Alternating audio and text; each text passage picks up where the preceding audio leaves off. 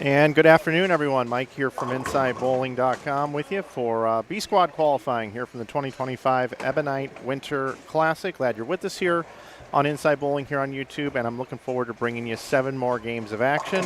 The real storyline here so far this weekend is the lane pattern being about 3-to-1 ratio, and scores are pretty high. Scores are pretty high. There's a lot of oil built up on the way back on the reverse pass, which creates a little bit of hold room and a nice area out on the lanes for everybody to play them. I'm going to take you out to the lanes now with our picture-in-picture. We'll head out to the lanes 19 through 22, and the bottom right side of your screen is lanes 15 through 18 for you here. For second round of qualifying, we'll have C Squad coming up a little bit later this evening at 7 p.m.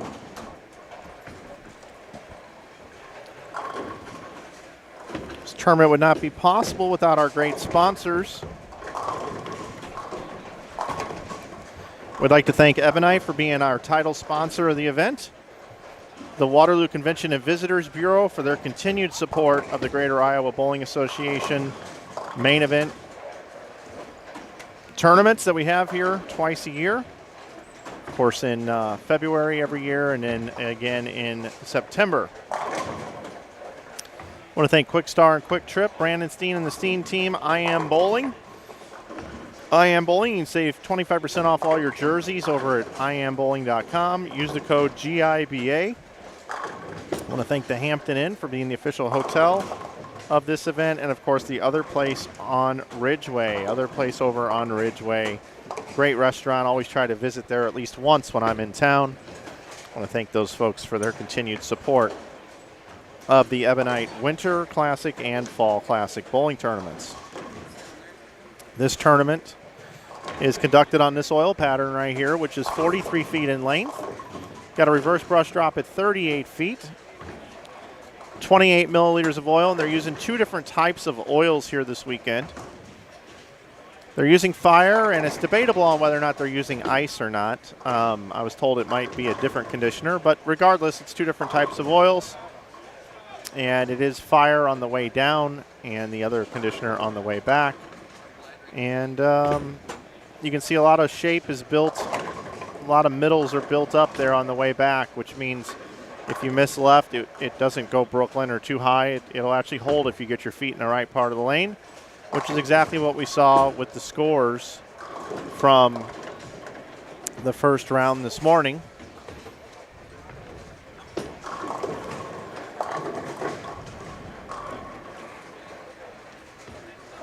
I'll get you a standings link put in for you, pinned at the top of the chat.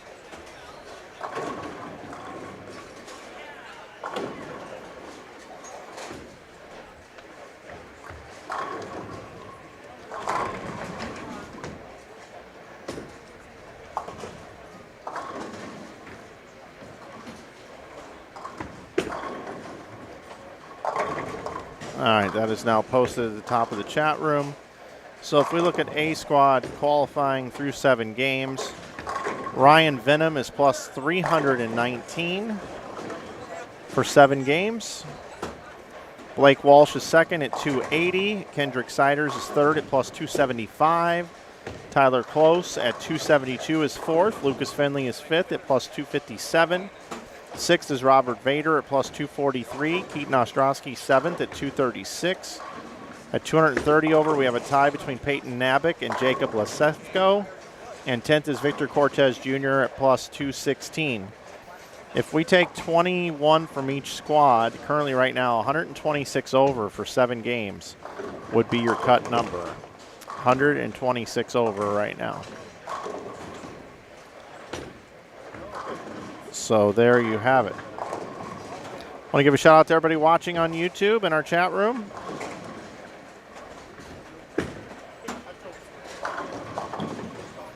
And I'll tell you who we have on our squad here. Lanes 19 and 20, 21 and 22.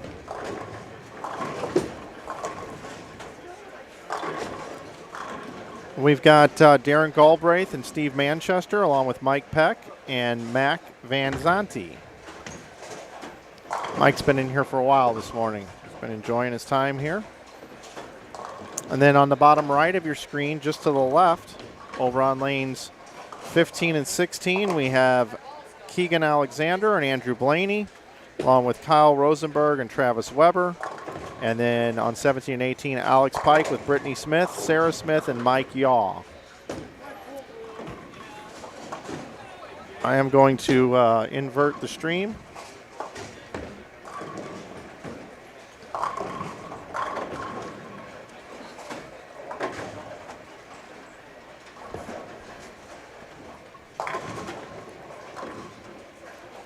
Go ahead and invert things over here. I just covered the Hoosier Classic on Bowl TV. If you're not subscribed to Bowl TV, make sure you check out Bowl TV. It's a great platform. It's a subscription service over there, but well worth it. You get the PBA Tour, PWBA Tour, which, by the way, the PWBA Tour is coming here in June 5th through the 7th. PWBA Bowlers Journal Waterloo Open. All that'll be on Bowl TV. But I had a chance to cover the Hoosier Classic, and Andrew Blaney, Keegan Alexander for Mount Mercy bowling together here. A couple of great young talents. Made a nice run in that tournament.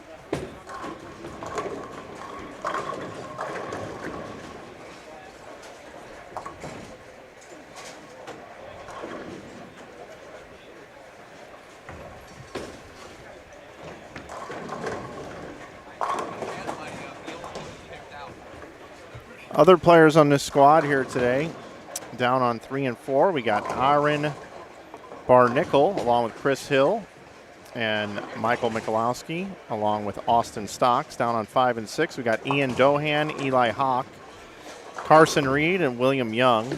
Down on 7 and 8, we got Patrick Hovda, Josh Kennedy, Chad Nelson, and Brady Stearns. 9 and 10, we got Bright Sprecher, Andy Buelo, Jim Howard, and Jonathan Shallow. 11 and 12, we got Zach Andreessen, Brady Gustafson, Lucas Hersrud, Dawson Peterson. 13 and 14, we got Mike Erickson. Seth Tegmeyer got to re-enter because there was an opening, and I guess he won the lottery. Daryl Gruber and Jacob Schramm. We've already covered the players that are in front of us here. So let's skip over to 23 and 24, where we have Jake Cook, Jason Miner, Connor Slater, and Jonathan Solwold. Got Tommy Burns, Nicholas Kidd, Kevin Magnuson, and Adam Morse. They're on 25 and 26. 27 and 28, we got Cam Crow, Zach Grime, Benji Martinez, and Raiden Nakagawa. 29 and 30 is Dave Barras, Lyle Coleman, Dave Levinsky, and Chad Moss. 31 and 32, Darren Bloomquist, Jerry Mars, Eric Pollock, Brian Tippett. And then we've got 33 and 34, Tristan Albrecht, Matt Hibbard, Trenton Holtz, Ian Smith. And 35 and 36, Jason Cragen, Scott Merrick, Chris Wiley, and Logan Williams. Looking over that list, I did not see Nick Crummell, and I put him on the thumbnail. When I looked at the lineups earlier in the week, Nick Crummell was on there, and now he's not. So there you go. Nick getting you some publicity unless you're bowling C Squad.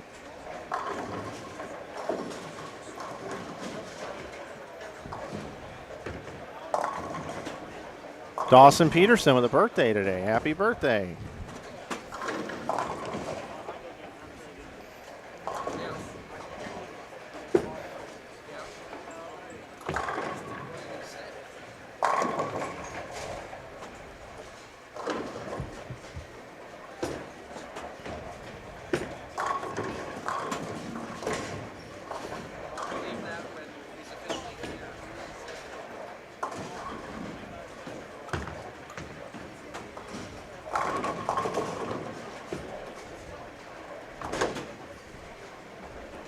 A lot of great players on this squad, no doubt about it.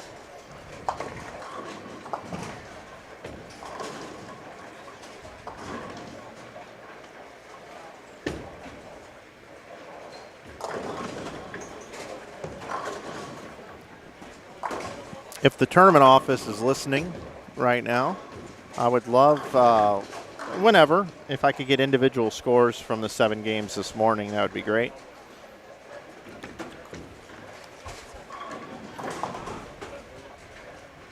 This is the 27th edition. We've had a lot of great past champions. They're actually listed in that link right above.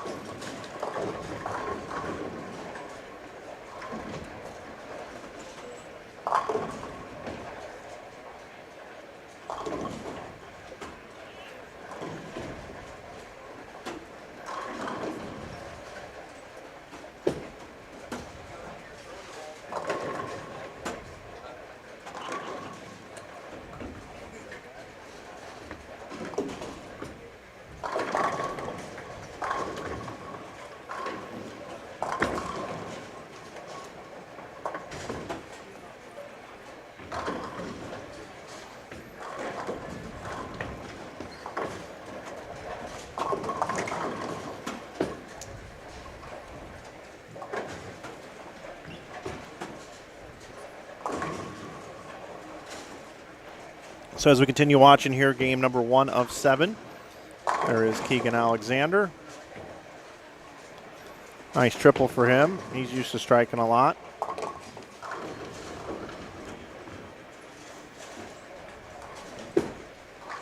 This really has turned into a college tournament.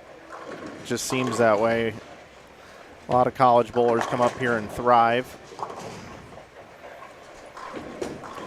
But with the pattern being a little more forgiving here, it's really anybody's ball game. You guys all know I always root for the girls and the old guys for whatever reason, even though all the young people always win.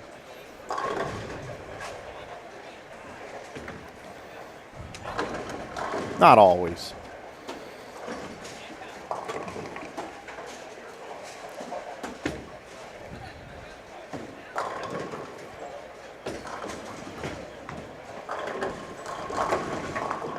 Whoa, that messenger didn't get there.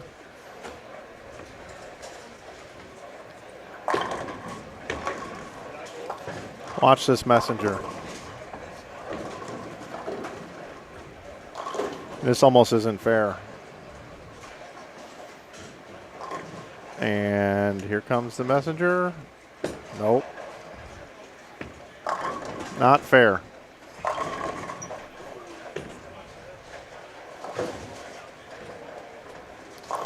We saw high scores the first game earlier today. And we're seeing it again here. I'm seeing we got the front 5 over on lane 23.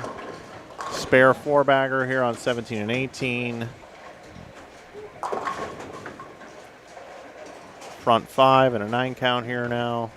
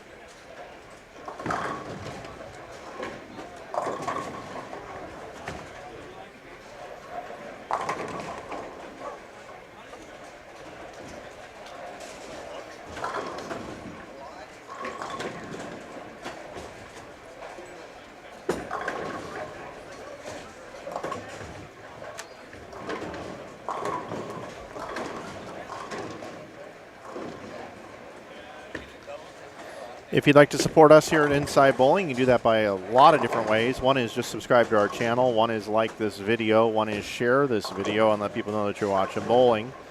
You can also head over to our website, InsideBowling.com, if you're looking to buy something for the bowler in your life or for yourself and you want to change a buying habit and purchase from us. It does go to support the things that we do here. We sell bowling balls, bags, shoes, chamois, accessories, inserts, anything you want, ball cleaner. We've got all that. But we do make our own merch, and we sell a lot of merch. And you can save 15% year-round with coupon code YouTube. And this weekend only, right now, we do have a little special for all our viewers out there. We added these polo shirts not too long ago. And when we added these bad boys, people are buying them like crazy, and they love them. It's a very lightweight shirt, and it's not embroidered. We put the logo right on the shirt for you. And you can choose your favorite bowling brands, like maybe Ebonite, who's the sponsor of this tournament. And those are on sale this weekend for $29. A little bonus idea for you here. Use the coupon code YouTube, and you get another 15% off of that. So there you go. $29 performance polos available this weekend through Sunday night. If you live on the West Coast, I would get it in a little bit early, because I'm the one that updates the pricing. And sometimes I go to bed a little early when I come home from a bowling tournament. So it may not be available at midnight Pacific time, just as a little heads up. But if you email me, I'll give you the discount after the fact sometime on Monday after I recover from the weekend. Thank you guys so much for everybody that supports. Had some super chats earlier this morning as well. That's another way you can donate or support what we're doing here by providing this stream. But you're not obligated to do anything. I know times are tough out there, everybody. Certainly understand that. But those that can, we do appreciate it. We'll wrap the 2 around the 10 there. That's not fair.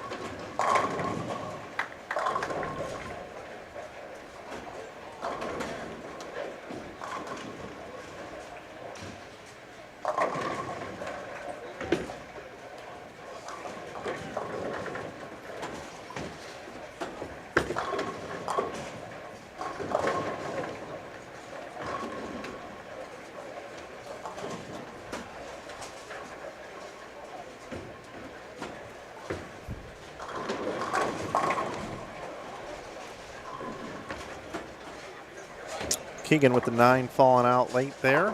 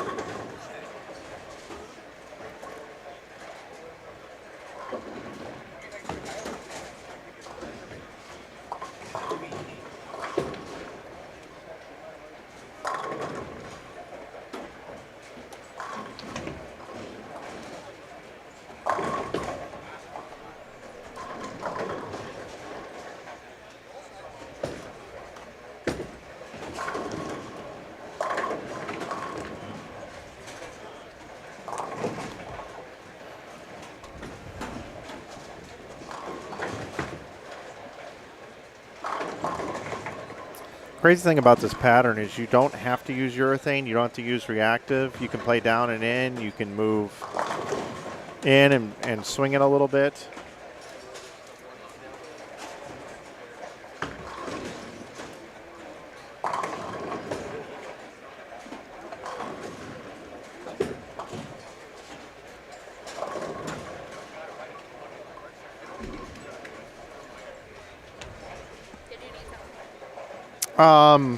If I could get individual scores from the first round after 7, whenever you get time.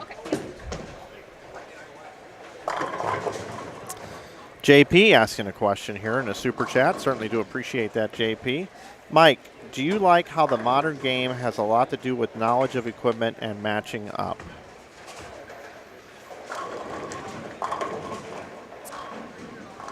That's a good question. That really is a good question. So before I answer that, I guess what you're referring to is, what was it like? I don't know. Let's go 1980s, right? The 80s started out with plastic balls and then went to urethane balls. And you didn't have as many bowling balls, right? But back then, and if you talk to any bowler, I listened to Marshall Holman on Bowl TV during the Roth-Holman doubles, all the guys out there were looking to find the softest bowling balls possible, okay? And they would do things to try to make them softer, because soft meant more hook. And hook always means angle, which means more pin carry. So back then, the lanes were oiled by hand. There weren't machines, right? So, let me ask you this. If we were live streaming in 1985, would we be talking about, oh, man, there's no way that Lynn Nicholson oiled every lane exactly the same with a bug sprayer and a lino duster, right? As he's walking on the lane, right? How did bowling exist then? What would we be talking about, right? I might live stream him oiling the lanes, right? It's that much of an art. Right now we don't care because a machine does it all, right? And we just know that it's going to be exactly the same on every pair, right? Or close to the same, I should say, because depending on where the machine sits in the flat gutter, it could be moved a half board to the right or a half board to the left. That's very possible the way the machine sits on the lane.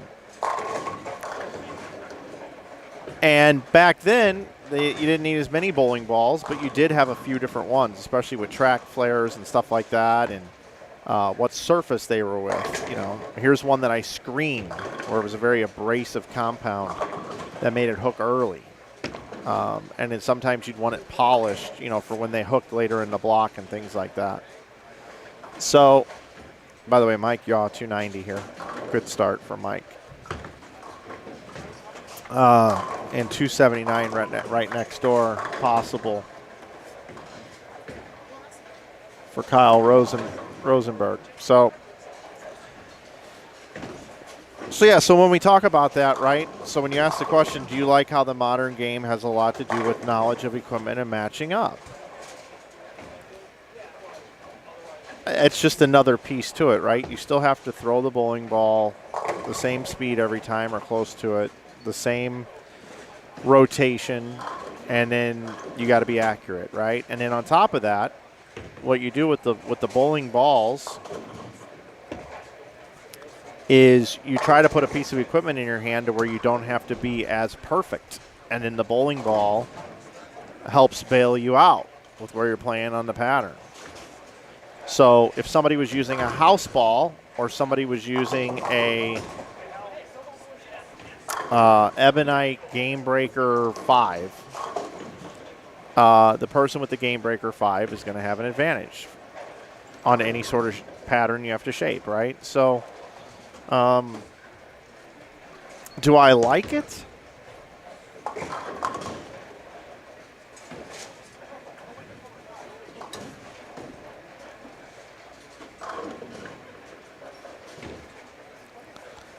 I guess it's a little over.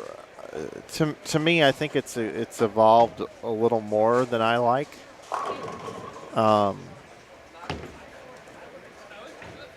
public drives this, though, but I really wish the manufacturers came out with a symmetrical solid every year, a symmetrical pearl every year, an asymmetric pearl and an asymmetric solid, maybe a hybrid here or there, and a plastic ball. And then if there's any staples in the line that people really like, you can carry those over for a few years or many years and call it a day. I think every bowling ball should sell 100,000 units because there's a lot of R&D involved in making the cores and all that kind of stuff. And I think it's dumb that the manufacturers, because of public demand, always saying, what's the latest and greatest? You know, might sell 8,000 of a ball or 7,000 of a ball.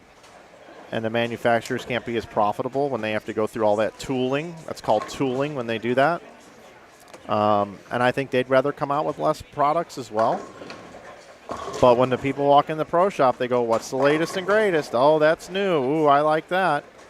So, you know, it's all about product offerings. Everybody wants the latest and greatest. So that's kind of my answer on that. I mean, it is what it is, and I hate to use that phrase really, but it's like you got to know your equipment. There's no doubt about it. Equipment is a big, big deal. But the lanes are exactly the same, and we strip 3 times a day. I mean, like, that's really changed. That's made it easier. When you know every lane is exactly the same. Thank you. Yep, when you know the lanes are exactly the same, every lane, other than topography and all the other things that we can't see. So they're not really exactly the same, but different than oil them with a bug sprayer, that's for sure. All right. Big scores, game 1. 279, 220, 235, 180. Lots of good ones. Let's go into game 2. What do you guys say? Thanks for the question, JP. Appreciate it. Got some new players coming in here. I see Mike Erickson with Seth Tegmeyer, Daryl Gruber, Jacob Schramm.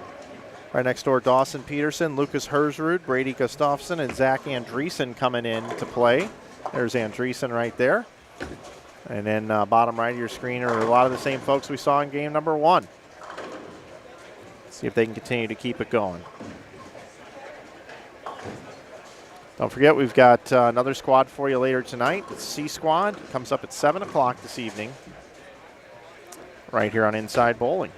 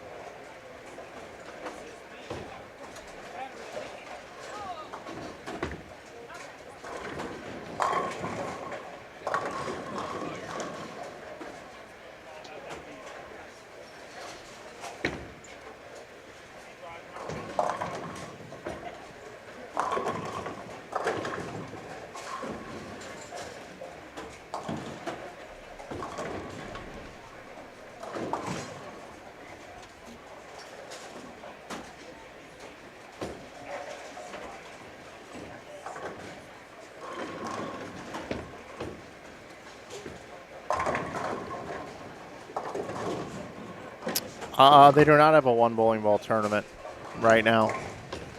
PBA used to have a plastic ball tournament. It would be fun to run a one ball tournament, though. There's no doubt about that. That would be fun.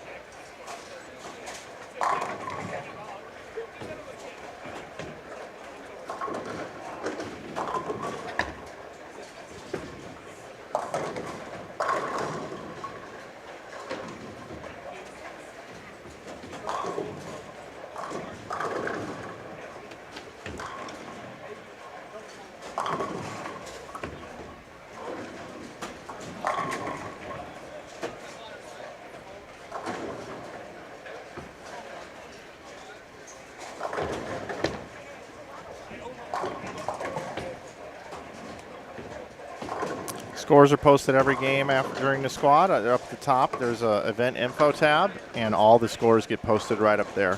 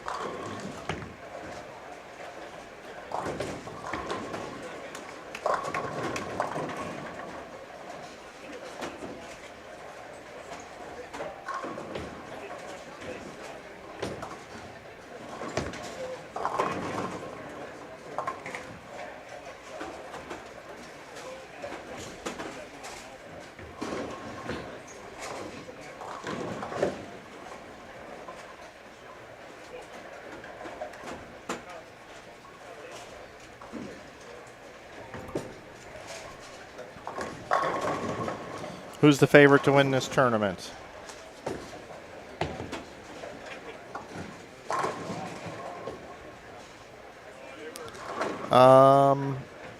Favorite to win the tournament. Good question. I mean, these college kids are kind of the favorites, right? I mean,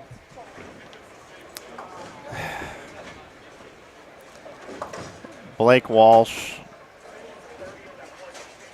Lucas Finley, Keaton Ostrowski off the last squad. I would give those three guys pretty good chance. This squad here, I would go with Eric Pollock, Chad Nelson, Brady Stearns, Zach Andreessen, Keegan Alexander, Andrew Blaney. These college kids for sure. I'm always going to mention Dentlinger because I love him. Mike Yautis Bowl 290. I mean, I'm skipping over so many people here. Cameron Crowe, Benji Martinez. Dave Barris has won this event twice. Dave Lubinsky, Chad Moss, Lyle Coleman, a PBA 50 competitor, great bowler. Bloomquist is another good one. I mean, there's no favorite. There's no favorite. Nate Stubler's bowling tonight. I guess you could say Nate Stubler and Cameron Crowe. You could go there if you wanted to.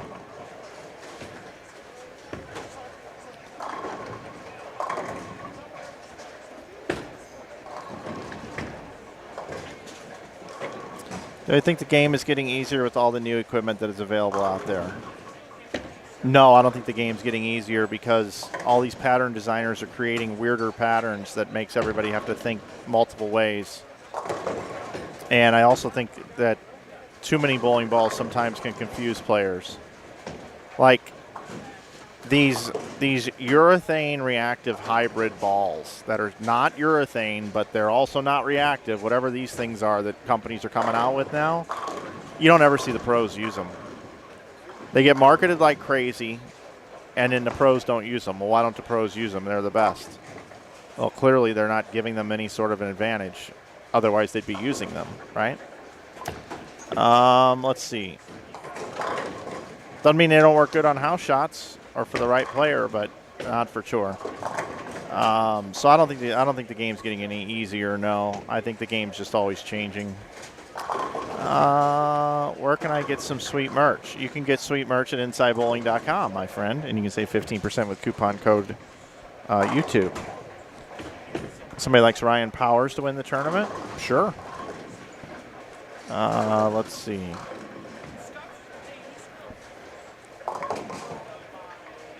Wyatt Williams going to be bowling a 7 p.m. squad tonight. Thanks, Jim, for ordering the Turbo T-shirts when you did. Yep, Tang went to 2 hands. We got an 8-bagger up here on lane 16 between 2 players. Good discussion here.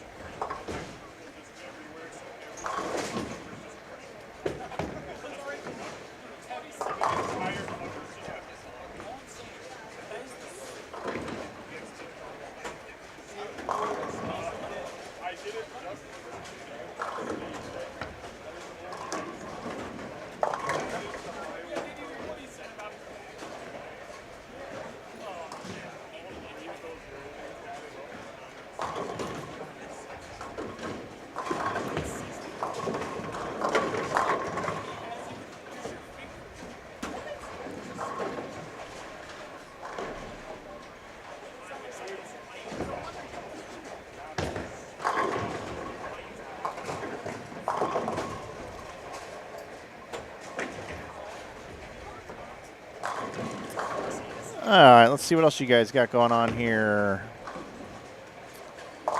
Mike Peck as another favorite. Yeah, Mike's a good bowler. Mike's a good bowler. I haven't seen him make a deep run in this tournament, though, so it's hard for me to put him there. He's still got to do it.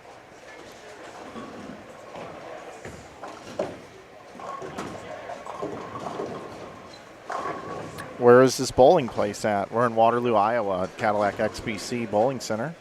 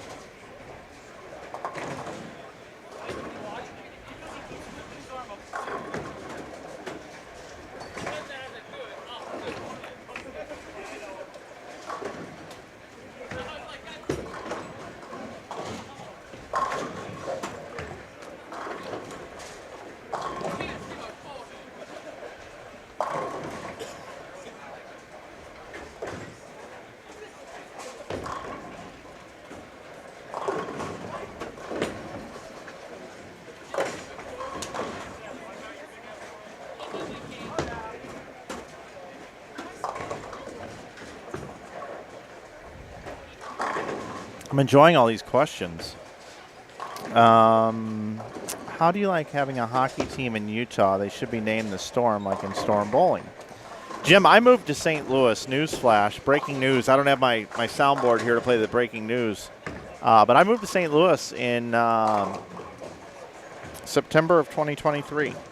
So I've been in the Lou. But I am a Utah hockey team season ticket holder because I had first dibs, although I think I'm going to relinquish my tickets this year because the resale value on them was not as high as I thought they would be.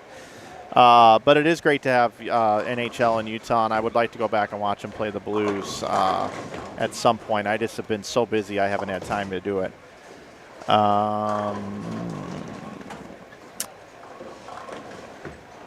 But yeah, the year I move away, then they get a hockey team. I mean, that's kind of that's kind of messed up, to be honest. Not real happy about it.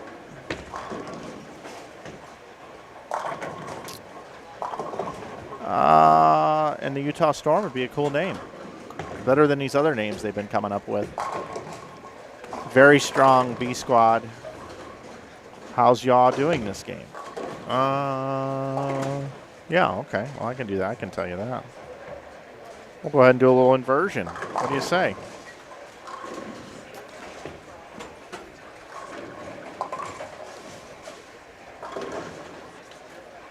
Y'all will be up in a minute. I believe he's got, what's he struck? 4 out of 6 times, I believe. Y'all's letter D, excuse me. Strike, open, triple.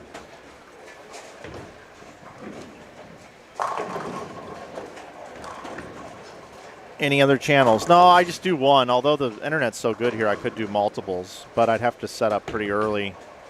Can't do it during Cosmic Bowling.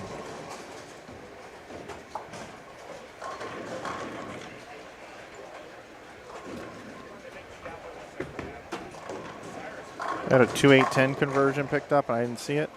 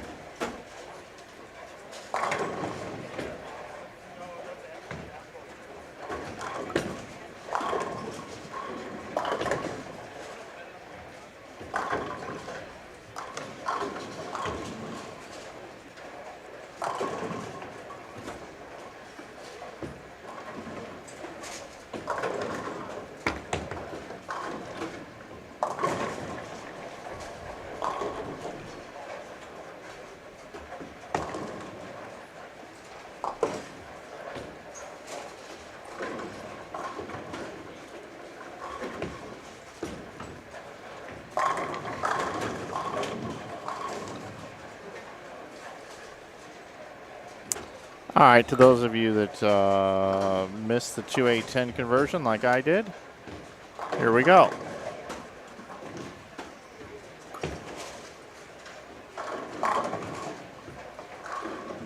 Perfect.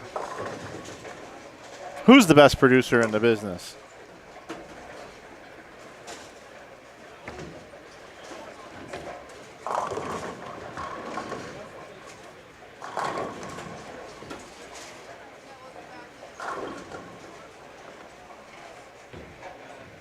Keegan Alexander looking for a little 8-bagger. Oh, I clouded him. Sorry, Keegan. It's my bad, bro.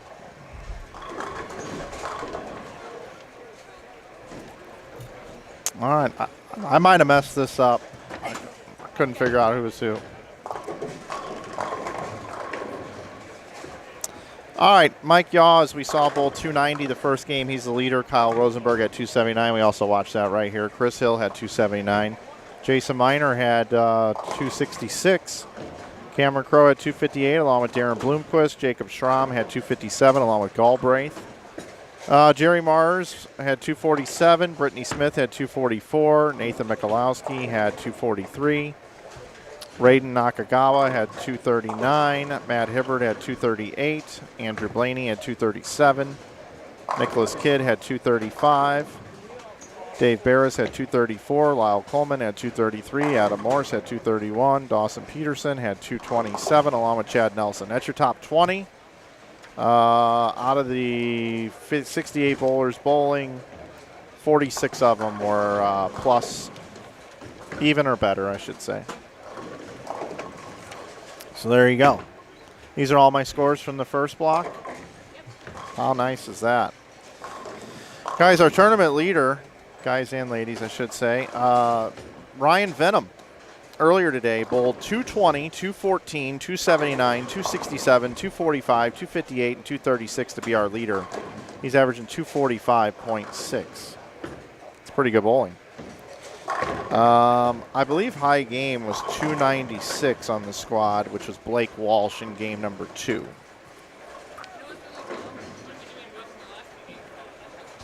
And again, right now, to be in 21st, you got to be, that's taking, 21 from each squad.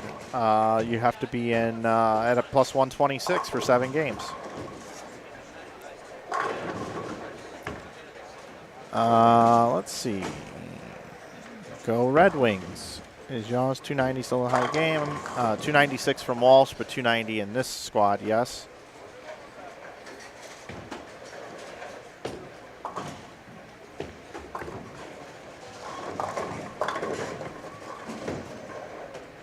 Do I have a charter link for the oil pattern? At the top, there's that event info tab, okay? You click on that, and tournament information is the first thing. And never mind, they didn't put the oil pattern in there. Can somebody add the oil pattern to this thing in the tournament office? If you want to see the oil pattern, you can go over to Facebook and go to GIBA Bowling. GIBA Bowling, and that'll give it to you. It is over there. I promise.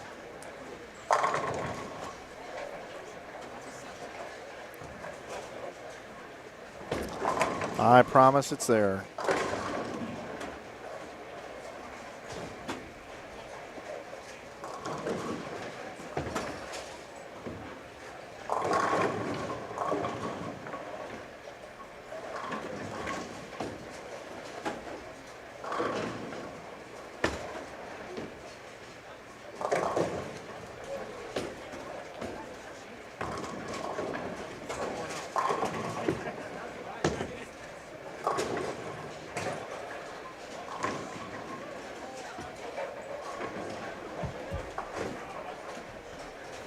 Is it in the info tab? I can't read. I really can't. Info tab, tournament information. Oh yeah, Ebonite Winter 2025 PDF. My bad. I just didn't see lane pattern.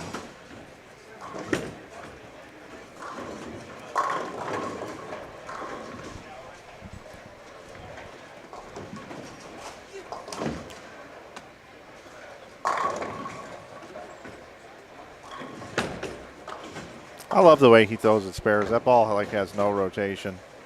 Mike Yaw coming up here.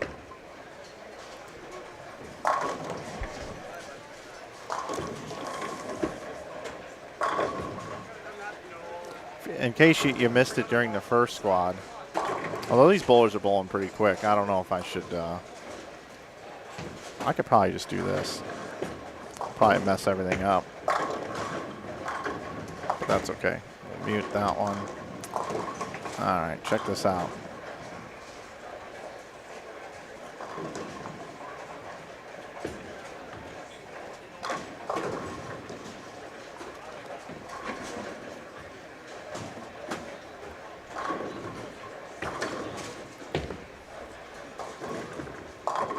Folks, it's official. I can't remember anything anymore. I left my soundboard at home, and I officially am blind. These are my readers right here. Yep, this allows me to be able to read all this stuff up here. I've already had one super fan send me a message and tell me that the glasses, actually let me see what they said. To be exact, glasses look great. Yeah. Yep, that's what's happening here, everybody. I kind of feel like I look a little bit like Ricky Vaughn. Don't you think? Wild Thing. kind of thinking that a little bit. Or what's his name? Mitch Williams? Was that his name? Mitch Williams? Closer for the Phillies? I think so. I think that was it.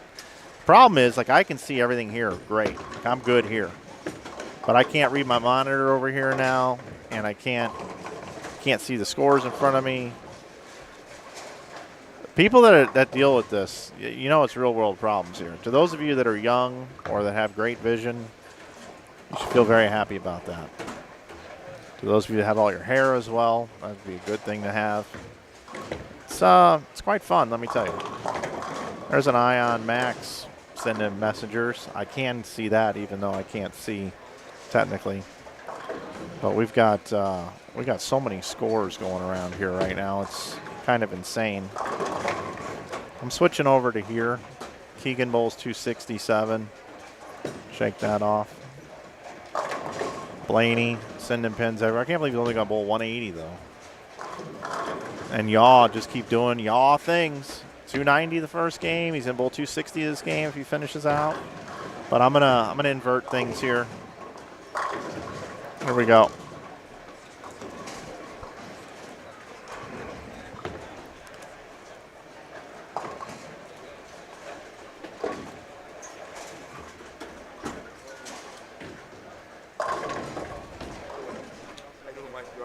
What's up?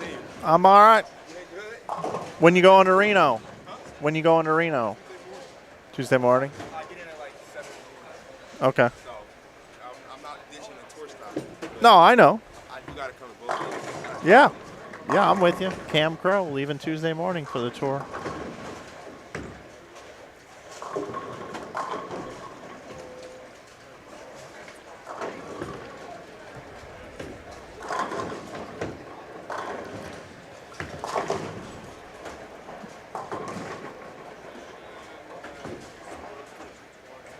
What is my estimated cut number to make it to day 2? I don't know. 120.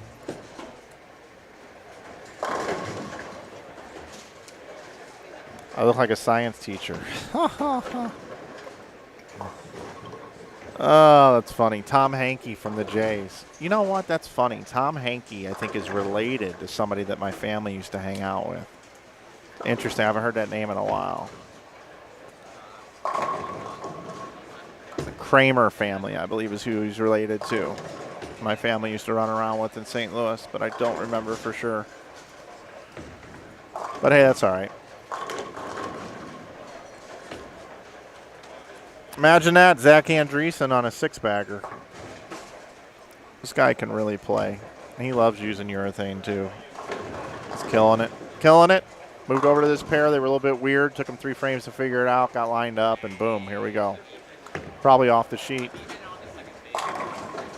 Nope, 4-pin. You're welcome. Mike Yaw striking again. I guess we got to head over to the TL, right? Got to head over to the TL. Tournament leader. Mike Yaw, 290 the first game. Well, squad leader, I should say.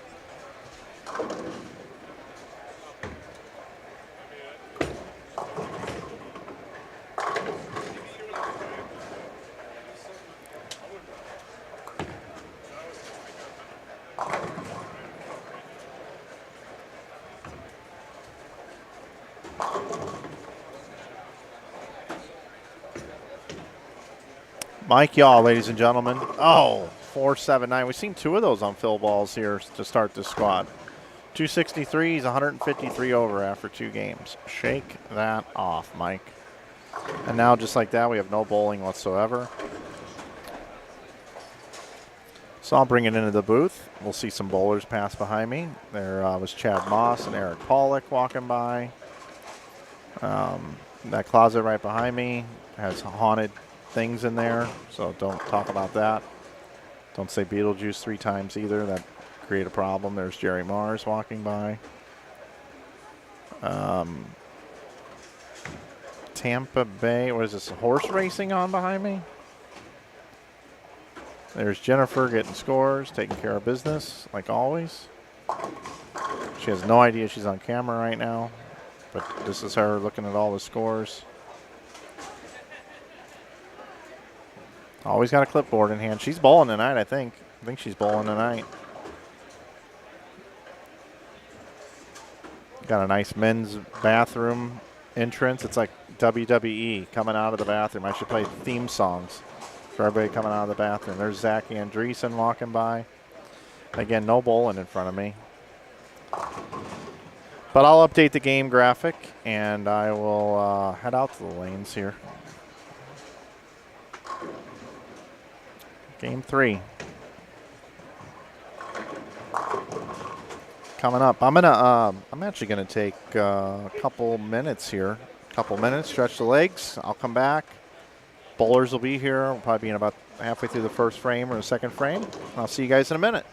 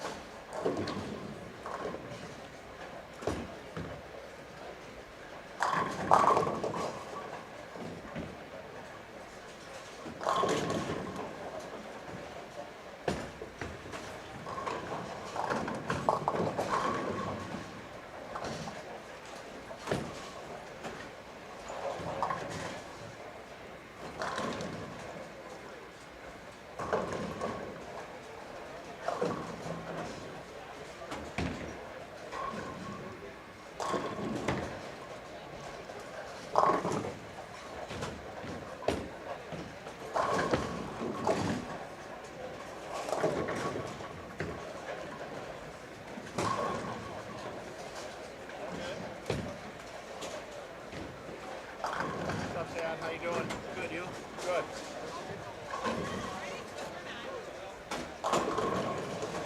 Leaving here going to Reno? I'm going home for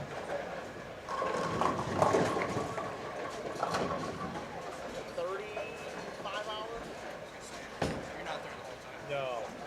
I'm there for the Albany tournament, and then I'm going home for like 10 days. Coming back from the match. Come back for all the matches. That's too bad. I'd rather listen. Kind of picking my spots. Sweet. Jimmy's great. Tom. Yeah, I just put my headset on at work. I don't have to watch nothing. I just see what goes. It's pretty good. Yeah.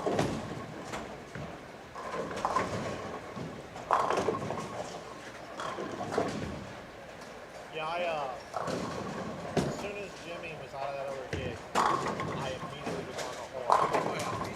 I was like, guys, I'm an interview him, talk to him. Oh, that's huge. And he just meshes so good. Oh, yeah. Combination of yourself and God. Well, he's good because he helps glue everybody together. Oh, yeah. It's, and he loves it too. Oh, yeah.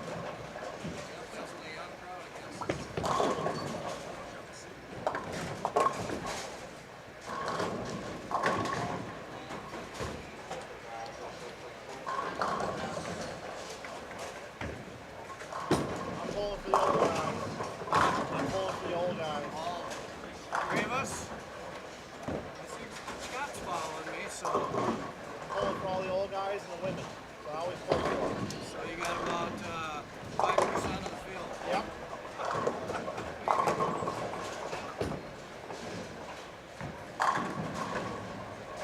And this little guy, his cuts are about 150 over. Shoots bears.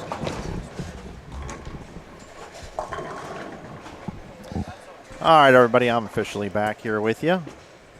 Been up here talking with some of the participants and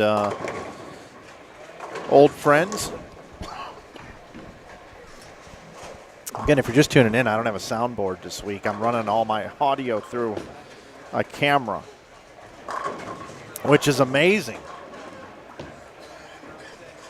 Because my soundboard is on my desk, and I use it for other things now. And because it's not in my live streaming case, I have to remember to bring it. And I forget something on every trip. And on this particular trip, it happened to be the mixer. There was a trip that I wasn't live streaming myself, but I was going to work for Bull TV, and I forgot my computer. Is that crazy? I'm telling you, when you start getting older, you just lose it. Nothing I can do about it. Just absolutely lose it. All right, who's bowling? Let's take a look at who's bowling. Ian Dohan. I do see Ian Dohan out there. Where is old Ian on my sheet? Where is Dohan? Dohan.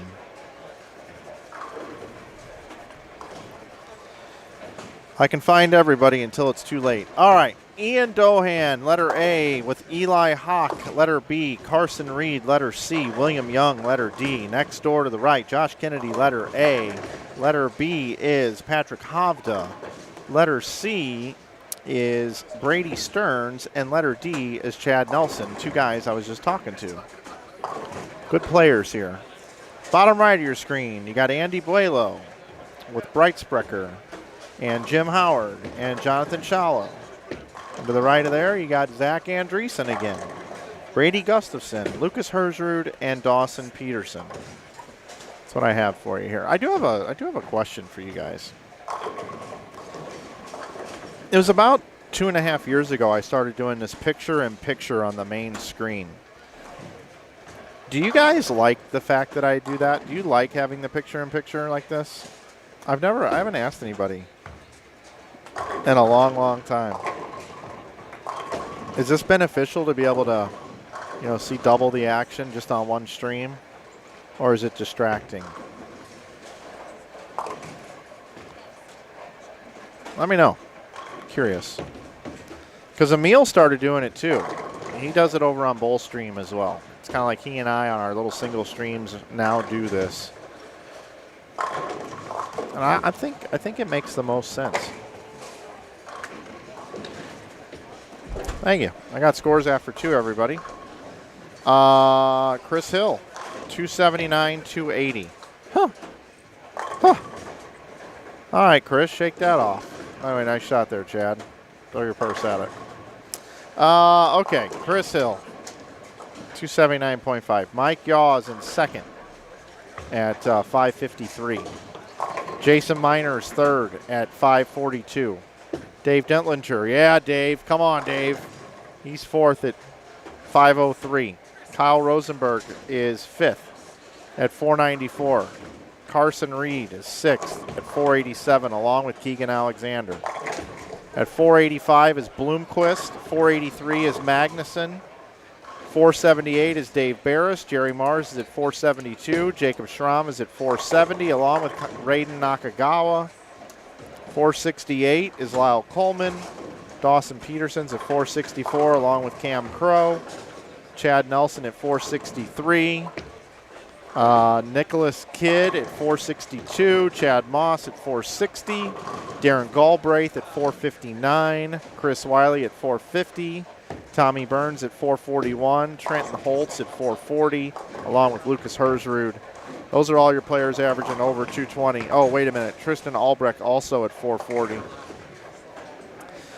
The scores are high. The scores are high.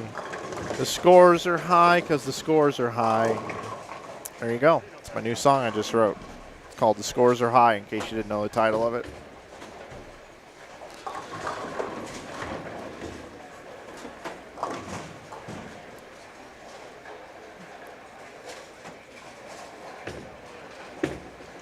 Picture in picture is good. All right. Well, see you later.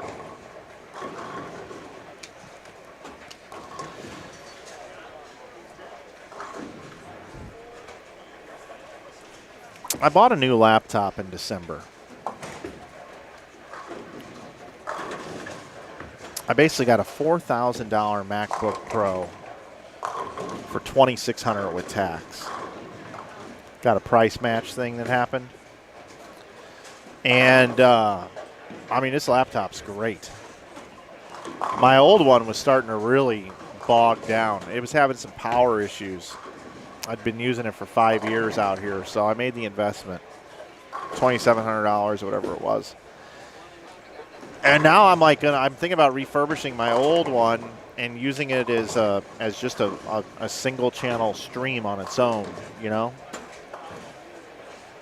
So I am thinking about upping my amount of streams around here. I am thinking about it.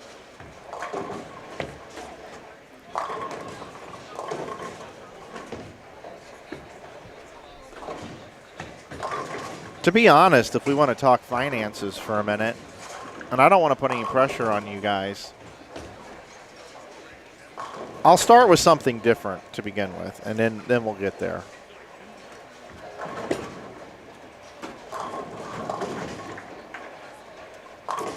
But, you know, Bowl TV and or Extra Frame back in the day, do you guys realize that if that platform had 30,000 subscribers,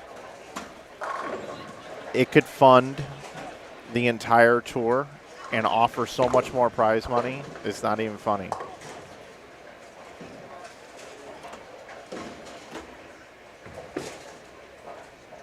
I'm gonna do the math on this really quick.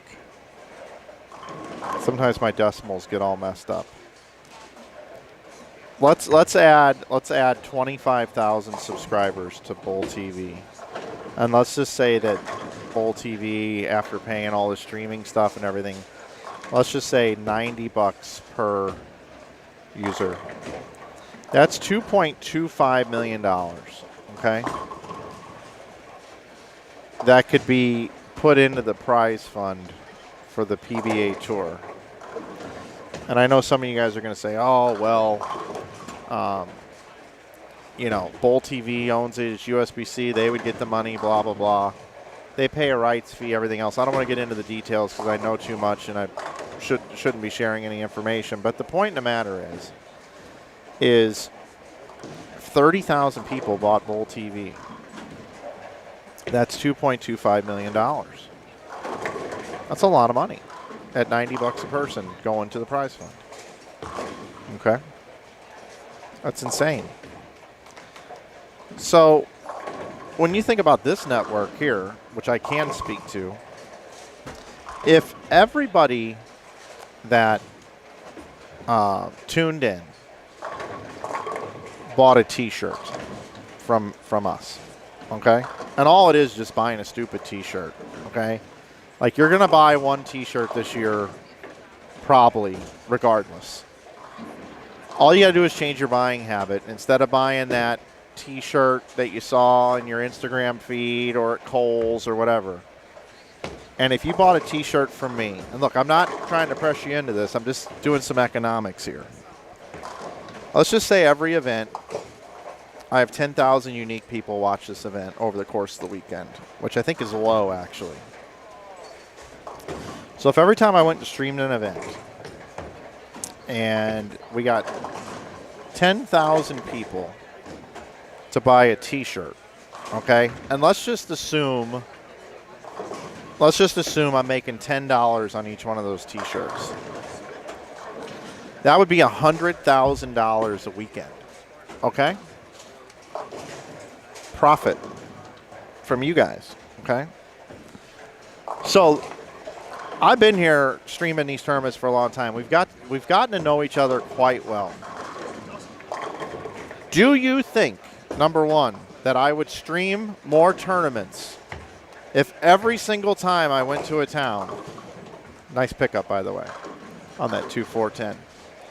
Do you think I would stream more or less bowling tournaments if that happened every time I streamed an event? I'd probably stream more events, wouldn't I? Now, if I was going to make $100,000 from the audience crowdfunding this, do you think I would charge the tournament to stream the events? The answer is no. I would not charge them. I wouldn't need to. Next question. Would I offer more channels to stream if I was getting $100,000 every tournament? Would I have more streams, more computers, more equipment? The answer is 1,000% yes. You'd have expanded coverage. You'd have more stuff. No doubt about it. Okay? Next question.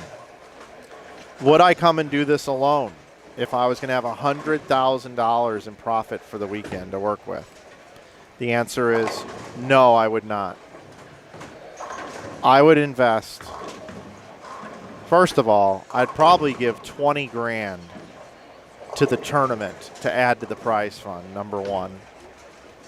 I would pay and upgrade a bunch of equipment until that was paid off. And I would actually I would bring 4 or 5 people with me, and we'd be interviewing people, having second, third channels, maybe 2 commentary channels. We'd probably have like an Ocho box where there'd be like 8 streams at one time you could put on your flat screen. I would do all this. I mean, I'm not kidding. I'm not kidding. It's a done deal. Like that is a done deal. I would be soliciting people. Hey, I'll come stream your tournament, and I'll give you $20,000 for your prize fund. Like seriously, I would. It's just crazy that in our industry, that something like that hasn't happened. And I'm not trying to guilt anybody into anything. I'm just talking pure economics. If I went and live streamed a bowling tournament and 10,000 people bought a T-shirt that I made $10 off of, that's $100,000 a weekend. I would stream 52 weekends a year, or at least not necessarily me, but Inside Bowling would stream 52 events a year. That's $5.2 million. And we would probably give, first of all, in payroll and getting very good commentators and very good help and very good equipment, I would probably take 15%. I'm just going to be honest. I'm probably going to take 15%. So what did I say that was? $100,000 a tournament, 52 of them. That's $5.2 million. Okay, fine. I'm going to be a little rich. I'm going to make $1.8 million a year. And you know what? That's too much money for me. I would probably figure out a way to do something else with it. I'd do a scholarship fund. I mean, look, I tell people this all the time. Look, if there's a way that I could make a couple $100,000 a year and have somewhat of a regular life and still be, go out and do stuff on the road or whatever else, and Kim and I could be good and have a nice house and have a car we need and stuff, the rest of it's going back and being reinvested into the sport some way, somehow. I don't know how or what. Maybe we'd buy a company. Maybe we'd buy, I don't know, maybe we'd buy maybe we'd open bowling centers. Hell, I don't know. I don't know what we would do. But you guys have been awesome. You guys have been able to create a career for me, and you guys have allowed us to do okay. I mean, we're not suffering, but we do reinvest back into our business all the time. Like, I have a location now. Everyone on my team knows what our Mendoza line is, what we have to bring in every month to make sure everybody's paid, everybody's taken care of, everybody's supportive. But it's just kind of weird to think about that. If Bowl TV had 30,000 subscribers or something like that, you could really fund a whole tour just from the people watching. And over here, the things we could do would be just absolutely insane if everybody that watched this bought one T-shirt.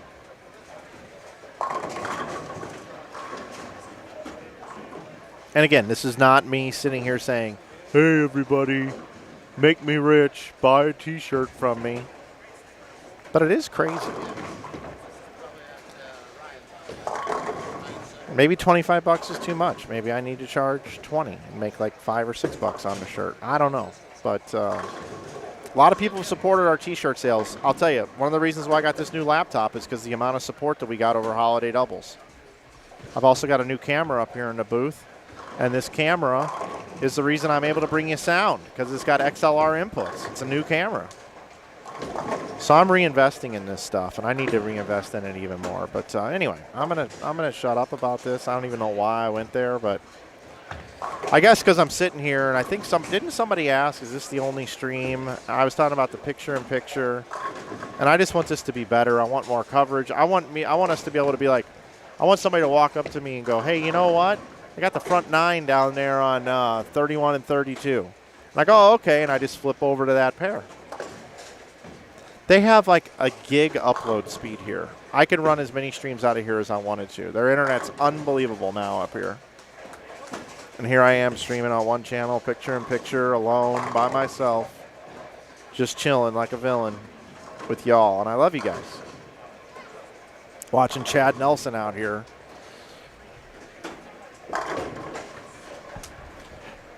Trying to take down the young kids. Dave Dentlinger trying to take down the young kids. Dave will be through our stream at some point. What a classic style, Chad Nelson. Love that guy. Love him. By the way, over on the Zach Andreessen pair, you had 266, 234, 236, and 209. Andreessen had 266, I believe. He's got to find where he was. Oh, Andreessen, where'd you go on my sheet? Got to put my glasses back on. There he is. Letter B. No, letter B he had 236. That means Dawson Peterson had 266, which means that Lucas Herzrud had 234, and 209 was from Brady Gustafson.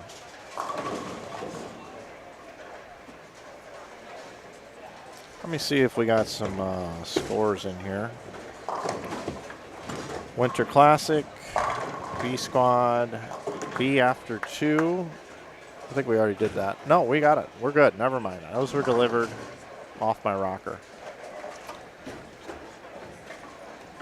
Add a yearly bowling ball as a member and I would be in.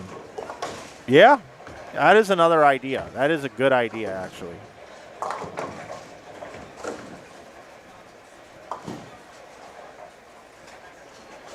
I don't want to shut down any tours, Mike.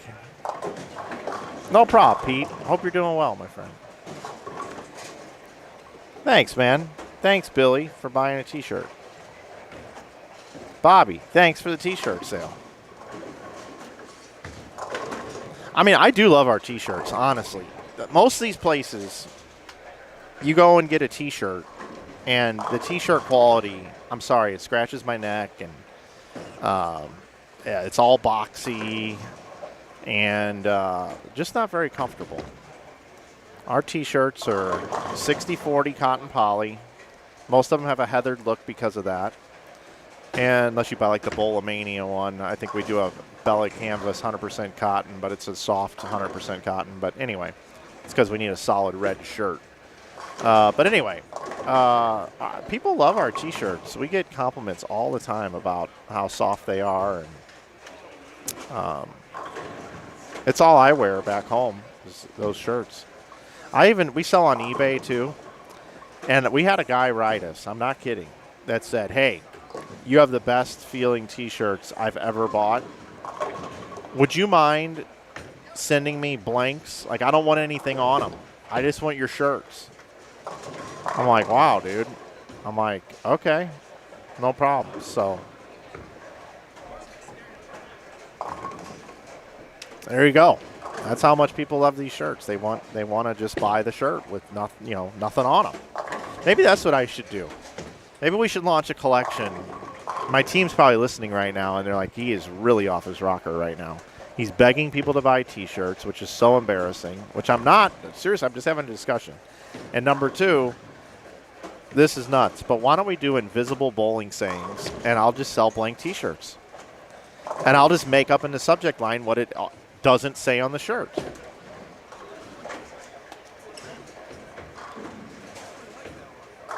So we'll just give out blanks. We'll say like,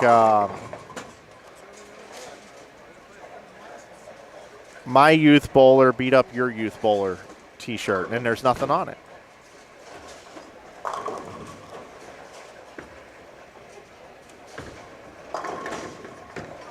I'm a bowler. That means I'm hot, right? And we just don't even put the lettering on there. But you wear it, and you know that's what it technically says, right? I'm the best bowler in the world T-shirt, and we send it to you. You put it on. You wear it at league, and it doesn't even have to say it on there. But you have the confidence to strike that night because you bought the I'm the best bowler T-shirt. That's actually blank. It's invisible. You can't see it, but you know it's there because you're the best bowler in the world. I think I just really came up with something here. I think those are the ones we need to charge $30 for because they come with so much more than just a T-shirt. You know what I mean? It comes with something else. The ability to strike more, be a better bowler. How about the shirt that says, I will not miss a spare tonight if I wear this shirt? And, you know, it's a blank shirt. Nothing's on it, but that night you will not miss a spare. Guys, you thought I was smart, but this is genius level. This is really up there in the Albert Einstein. I think the smartest people. Let's ask ChatGPT. Let's ask him. Let's see if my name's on this list. Who are the smartest people of all time? Here we go. We're going to go right here. All right. Guys, this is very humbling right now.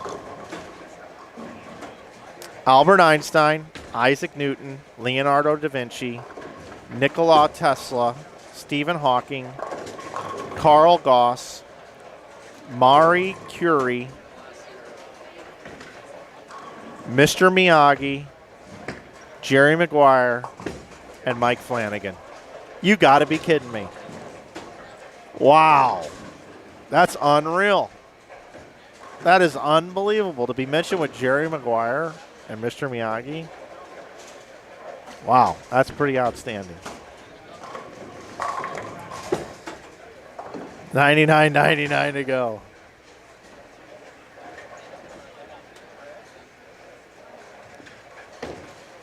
K-Dog Outdoors. Shout out to my favorite bowling mechanic.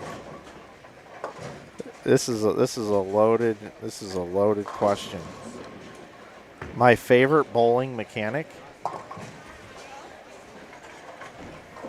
K-Dog Outdoors. Favorite bowling mechanic. I like a lot of mechanics. Speaking of which, there's a line in Stroker Ace when Elvira runs into Lugs Harvey, who is Stroker Ace, Burt Reynolds' crew chief, and his Jim Neighbors is playing Lugs Harvey.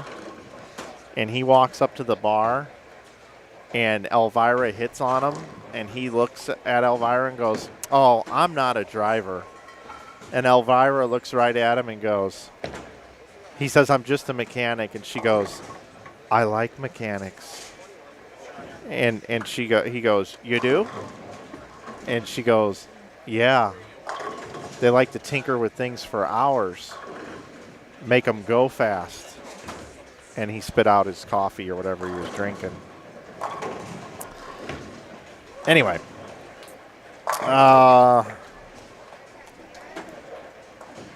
Yep, Young Barry, you're right.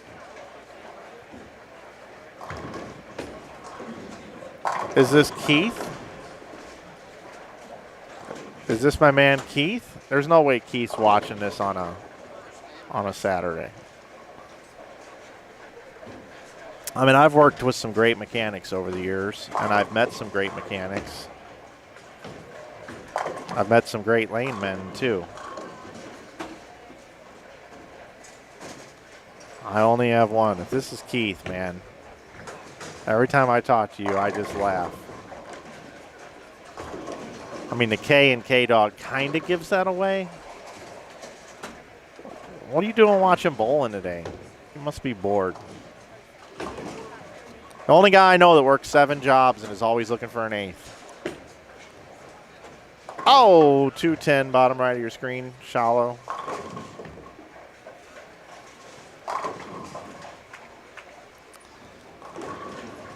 That was that 2 there got him an opportunity at 10 more.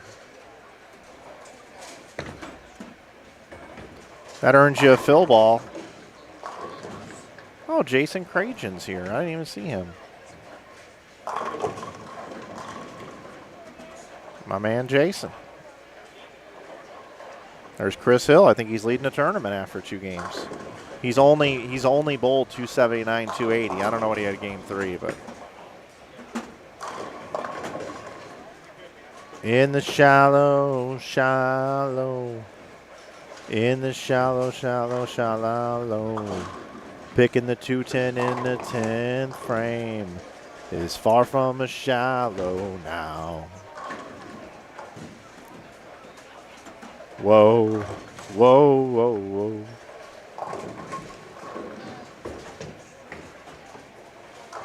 I'm playing deep on the lane. All right, here we go. Cragen's up game 4 right here, southpaw. Always says hello.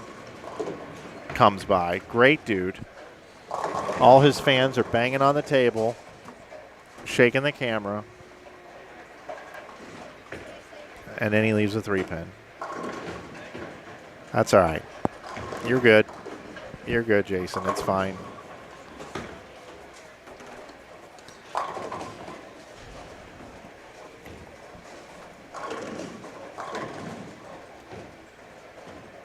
Mike ain't picking me, so I'm going to unsub. Yeah, great rep. Thanks, buddy. This is all becoming, you know, that's one of my pet peeves, Ashley. And I know you're joking, but these people that, you know, you could say, you know what? You know who my favorite actor is? Robert De Niro. And then somebody says, why do you hate Al Pacino? Huh? Huh? What are you talking about?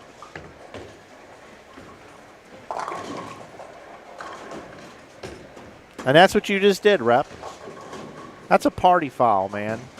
If we were all in a hot tub together right now, I would make you have to set your drink outside of the hot tub for 10 minutes.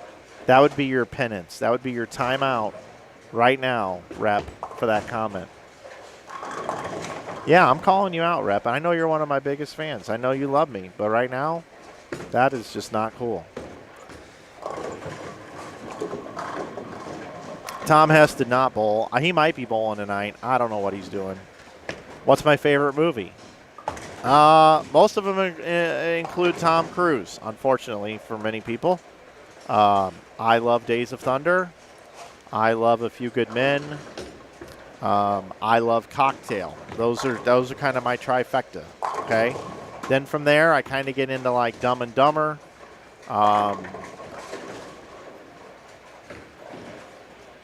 And then you could also go down, if you want me to pull out my man card, you know, Rocky, Cobra, a lot of Stallone movies.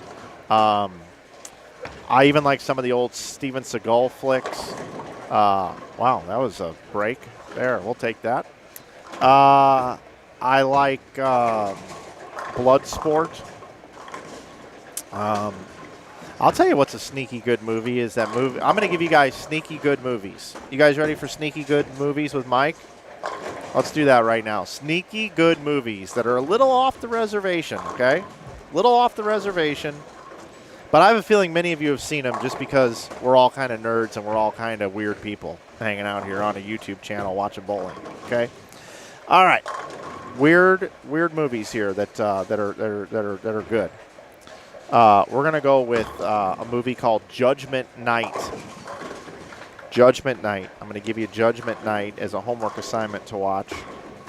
Judgment Night. All right. I'm going to give you another one. Iron Eagle. Iron Eagle. Another sneaky good movie. All right, let me give you another one. Let's go with Revenge. Revenge with Kevin Costner. Revenge. I'm going to give you a really, really old one. That's freaky scary. I think it's from 1976. Looking it up right now just to make sure the year. 1975 film, Race with the Devil. Oh man, that's a scary movie. Because you could see yourself possibly having this happen to you. Freaky, totally freaky. Let's go with another good one. We're going to go with the movie called Disclosure with Michael Douglas and Demi Moore. Telling you, I'm trying to go off the beaten path here. How about this one? Gleaming the Cube. Gleaming the Cube is going to be my next movie for you. I'm going to give you another one. Wisdom. There's a movie called Wisdom with Emilio Estevez from back in the day. Another really sneaky good movie. How many more? I can give in 1, 2, 3, 4, 5, 6, 7. Let me try to give you guys 3 more sneaky good movies. Okay. How about Kenny Rogers in Six Pack? The movie Six Pack. I think that's a good movie. Try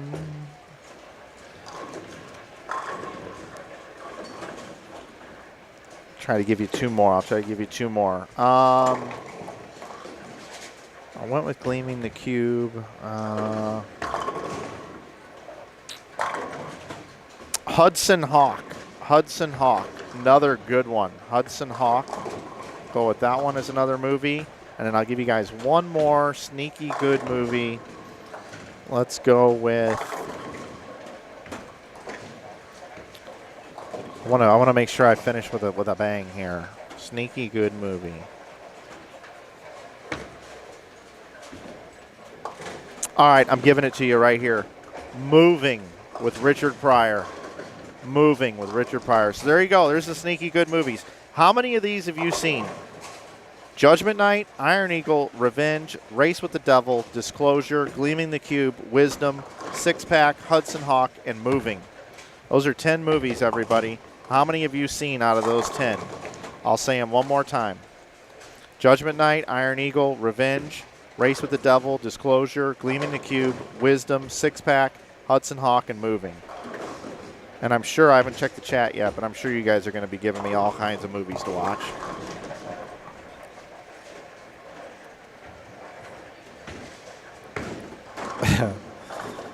Oh, that's so funny. Rep.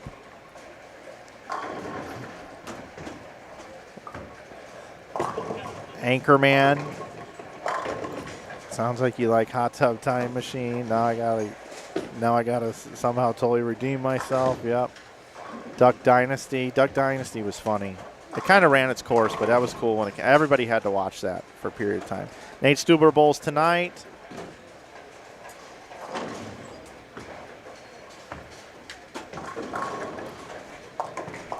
Anyway, there you go. There's a bunch of movies for you to watch. I haven't introduced these players, have I? No, I haven't. But I did say Cragen was here. Good old Jason. My man. My man. Okay, here we go. Cragen, we got Scott Merritt. Man, he watches a lot of bowling too. Chris Wiley, Logan Williams. Logan Williams. Everybody loves Logan Williams. Just loves him right there.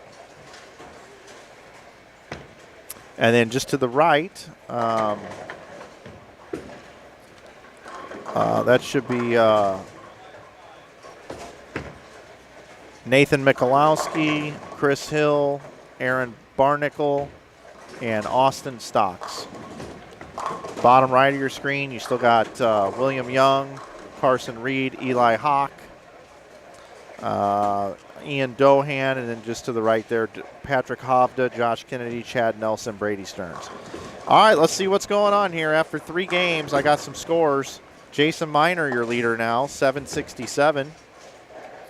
Kyle Rosenberg, what do you want? No, you can have it. Kyle Rosenberg second, 7:59 on this squad. Mike Yaw had 7:56. Mike slowed down. He had 2:03 the third game. Dave Dittlinger, my guy, Dave Dittlinger, 7:51. Keegan Alexander, young whippersnappers out here, 7:46. Chris Hill bowled 176 the third game after going 279, 280. He's at 7:35. Jerry Mars is next, 7:31. Dawson Peterson, 7:30. Dave Barris at 7:22. Nicholas Kidd at 7:20. Kevin Magnuson at 7:18. Nathan Michalowski at 7:16. Darren Bloomquist at 7:09. Chad Nelson at 7:07. Darren Galbraith had 7:04. Those are your players that have all bowled 700 for their first 3 games of the tournament right here, right now. There's no tomorrow.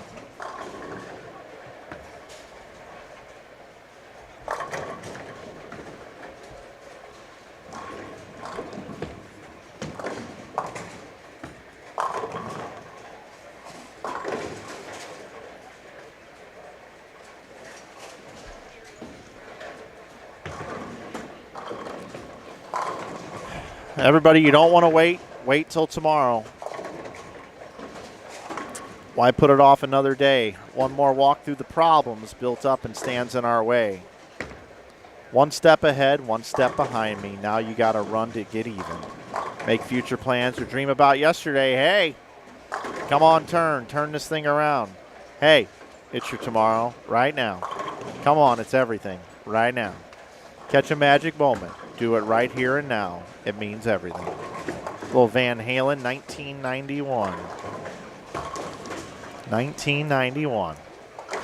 No, that song should get played more at sporting events. Right now. Because isn't it all about right now? If you talk to these players right now, they would say, hey, when am I going to start striking? Right now. There's no tomorrow. It's everything. You guys got to agree with me on that, I'm sure. Why wouldn't you, right? If you don't agree with me today, just remember there's no guarantee of tomorrow. You got to do it right now.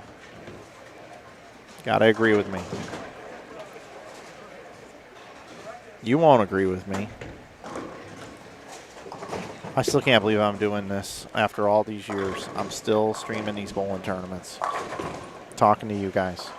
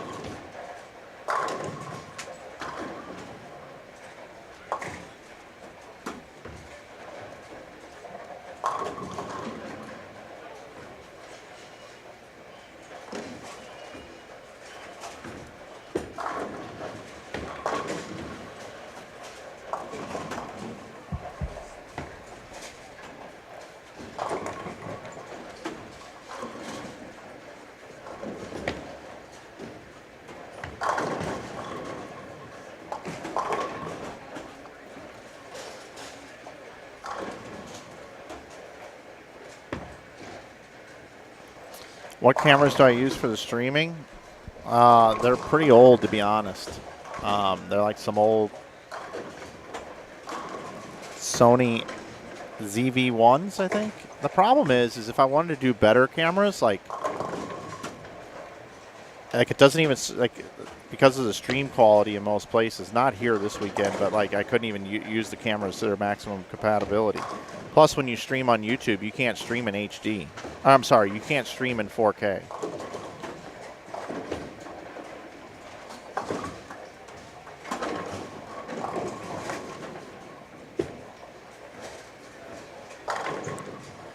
I love slowed down A2s.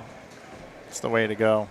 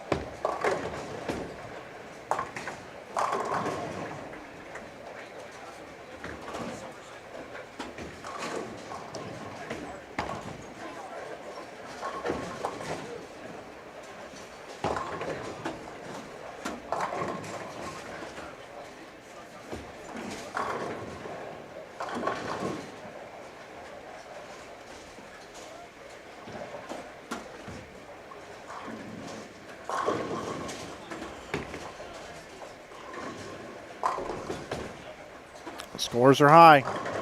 Chris Hill was leading after 2, had a bad third game. Currently 6th.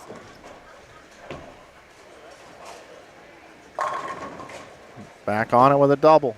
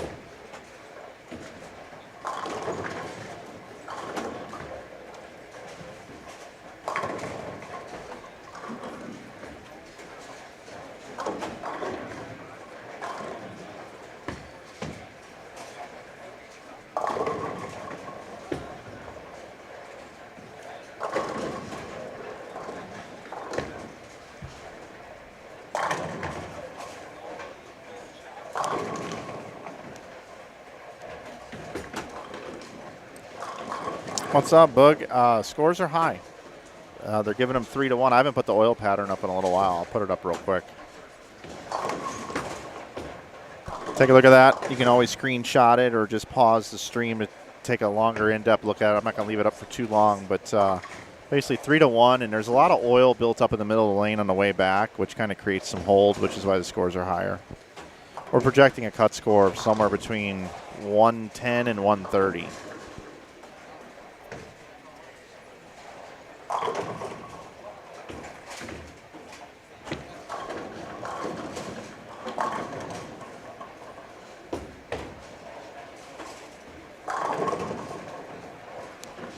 Yeah, these pin setters are great shape.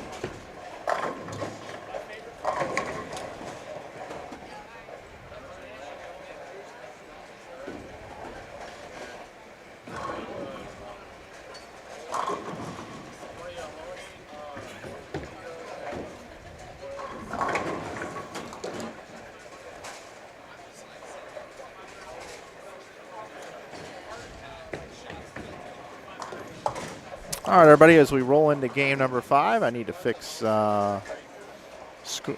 table here real quick, and then we'll continue on.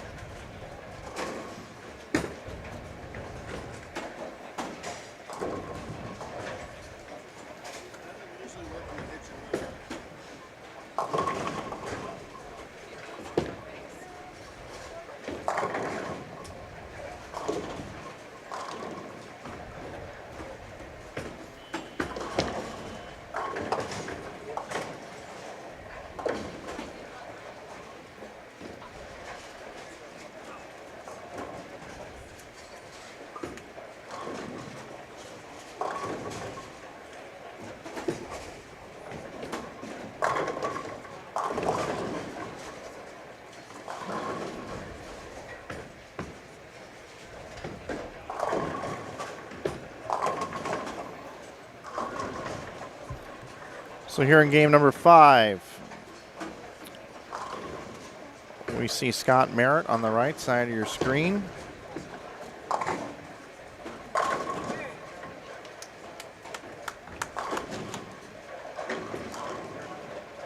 With Cragen and Wiley and Logan Williams. And just to the left, we got Tristan Albrecht, Matt Hibbard, Trenton Holtz, and Ian Smith. Because we've seen them for a while, I'm going to invert the stream. They'll go to the bottom right. And now over here we have Brian Tippett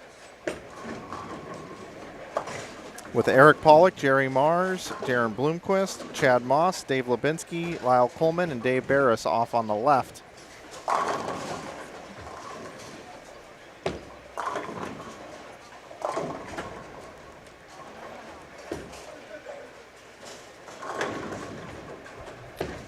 We'll get a standings update after game number 4, but I was curious how Pollock was bowling. After 3, it didn't look like he was off to a very good start. 5:59 start. A little surprising.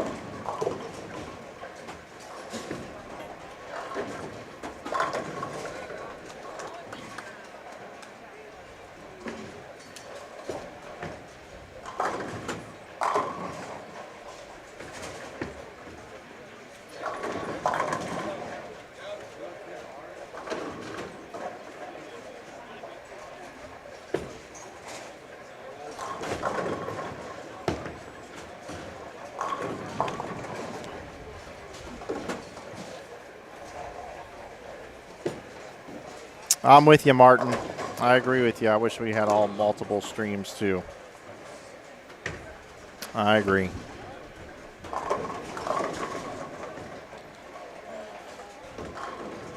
Ten did not fall there for Bloomquist.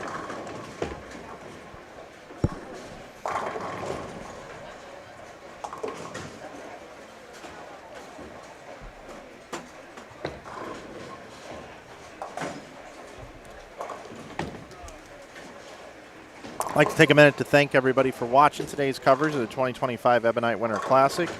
B Squad qualifying, Game 5 of 7. Want to thank our title sponsor, Ebonite, for being the sponsor of the Greater Iowa Bowling Association, along with the Waterloo Convention and Visitors Bureau here today. Quick Star and Quick Trip Convenience Marts, Brandon Steen at the Steen team. I Am Bowling, where you can get 25% off jerseys with coupon code GIBA. The Hampton Inn is our official hotel supplier, and the other place on Ridgeway, great restaurant to go check out. Those are our sponsors here.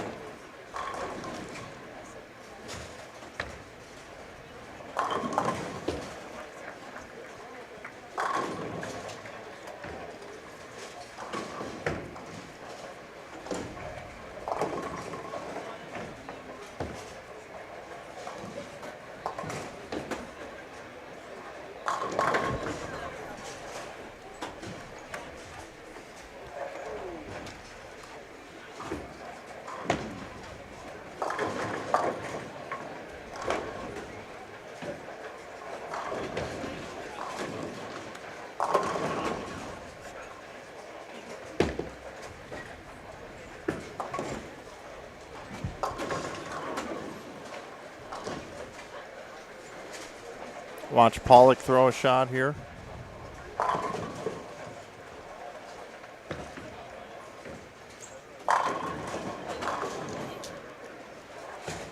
Darren keeping it nice and tight. Got Benji Martinez off to your left.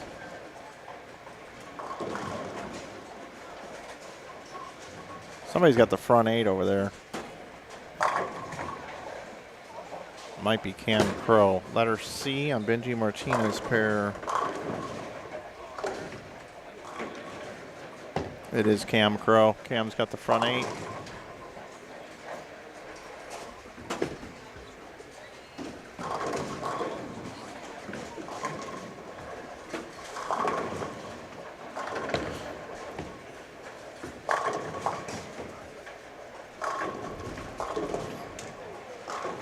I am seeing when you jam it in there with a little higher ball speed, 10's kind of tough to get out right now.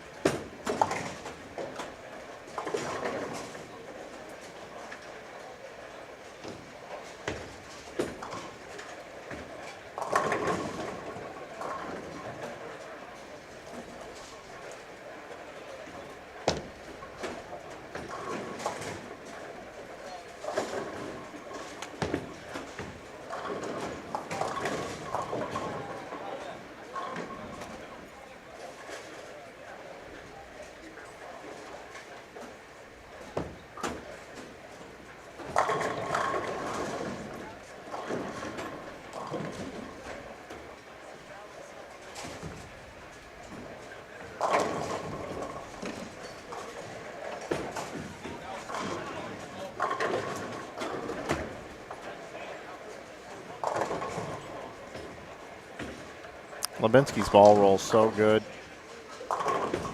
Underrated player.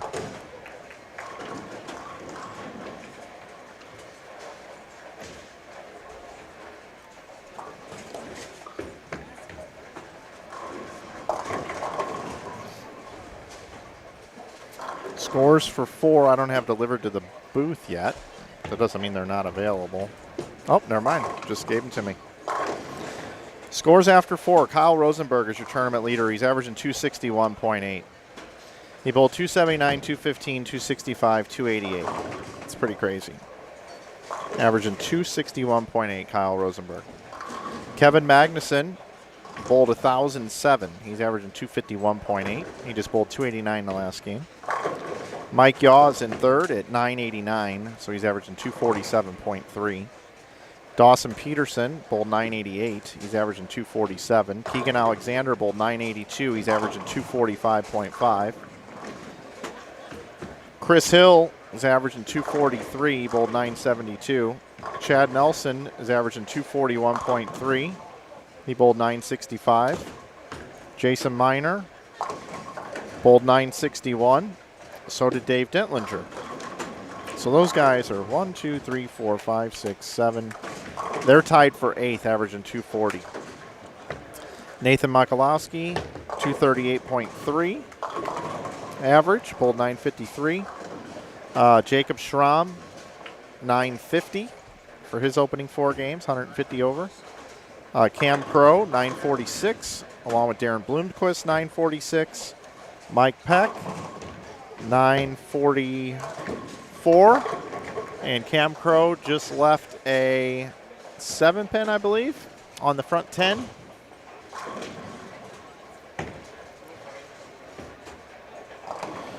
Meanwhile, letter A over there with Crow is Zach Grime. He has open spare 9-bagger, or 8-bagger, excuse me. Going through the rest of these, Lucas Herzrud bowled 943, Jerry Mars 941, Dave Barris 937, Chad Moss 928, Tommy Burns 915, Nicholas Kidd 913, Benji Martinez 905, Logan Williams 901, Chris Wiley also 901, Carson Reed 900, Zach Grime 900. So right now all those players are averaging 225 or more. So, yeah, I mean, they are high scoring. But there's a lot of good players that aren't able to hit it either right now. Look at a guy like Pollock. I set my sheet down. Let me see what Eric's doing. And Eric's a great player.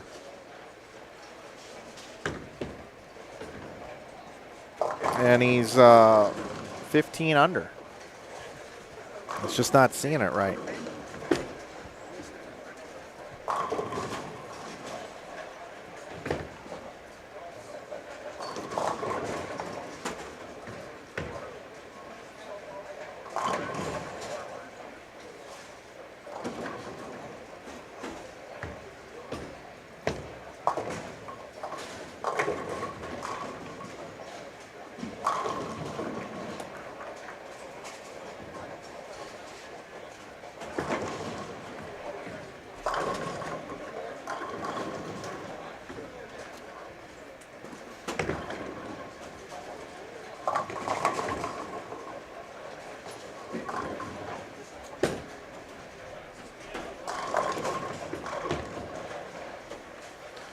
Don't forget, we're back at 7 with C Squad this evening.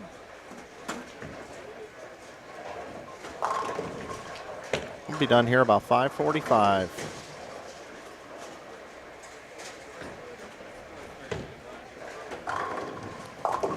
What is the total score for Darren Galbraith?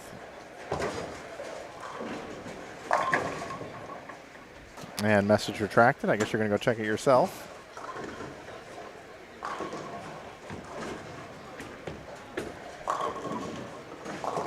That link is super convenient.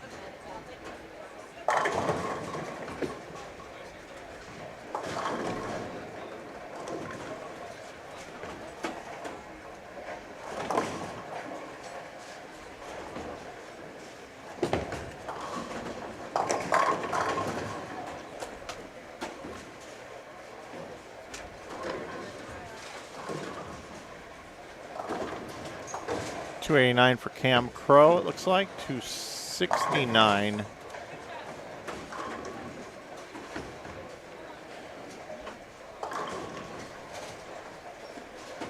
for Zach Grime.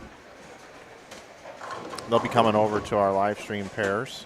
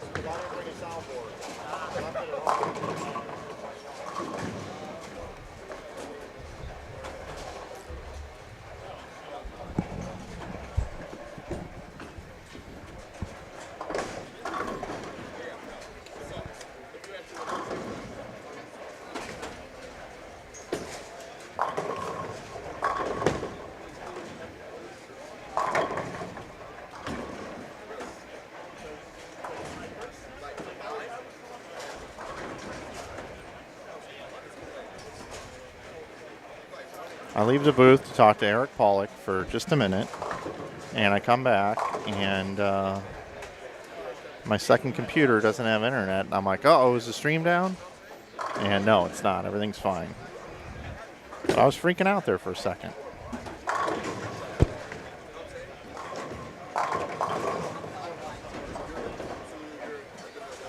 Mike, do I think the two-handers have an advantage over a one-handed bowler since they can produce more power?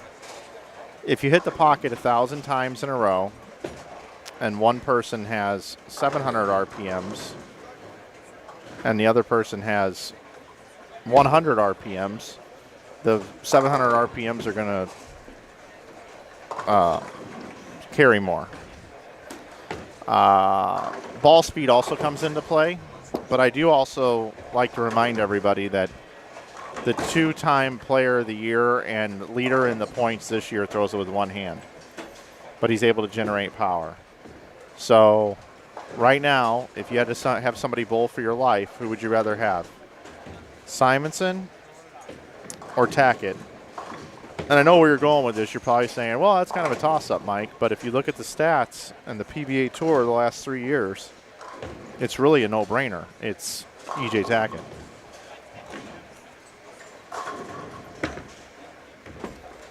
So instead of making it about two-handers, I like to just say, yes, speed and revolutions when a player is executing is going to outperform softer ball speed and revolution challenged players. No question.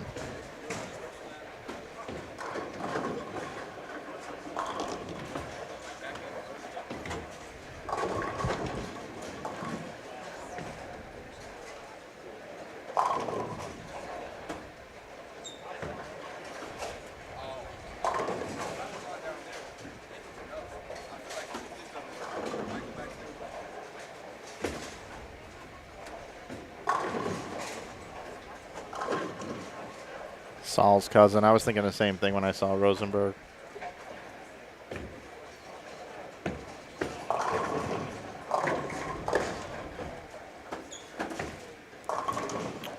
Yeah, the question in here about no thumb for two-handers makes it easier, and yeah, I mean, that's true. We don't have to worry about that.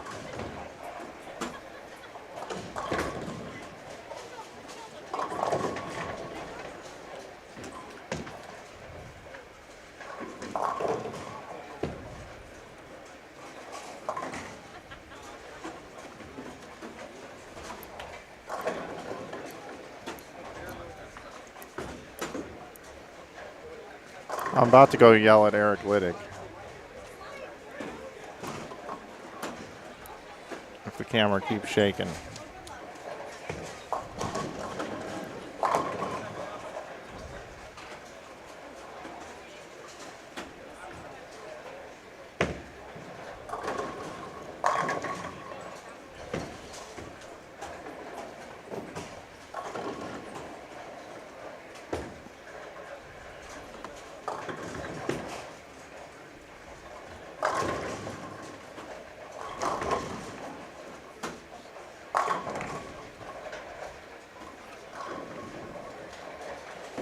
Cam Crow coming off at 289.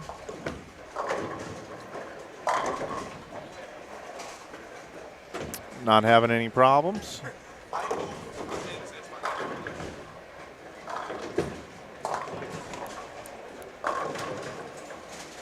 This is game 6. Guess I should fix that.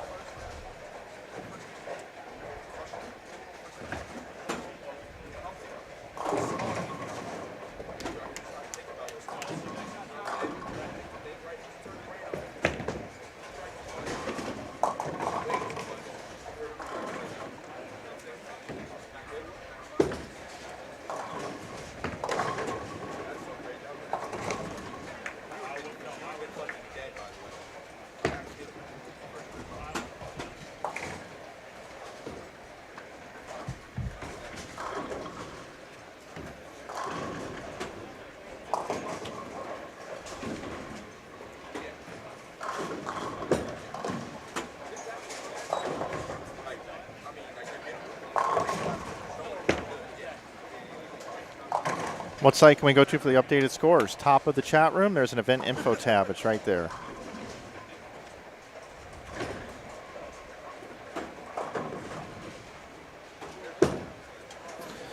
So, right here we've got Lyle Coleman, Dave Barris, Dave Lubinsky, Chad Moss. And then right next door we got Bloomquist, Mars, Pollock, and Tippett. And we're going to move over to here. They're in the bottom right of your screen now, where we get to see Cameron Crowe, Zach Grime, Benji Martinez, Raiden Nakagawa, and then on the left pair, Tommy Burns, Nicholas Kidd, Kevin Magnuson, and Adam Morse.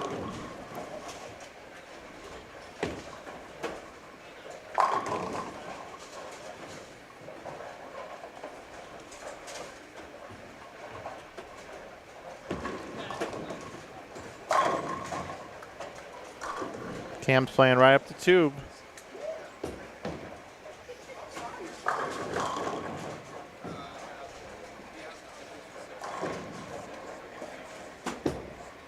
Really? Let me check the event info tab here.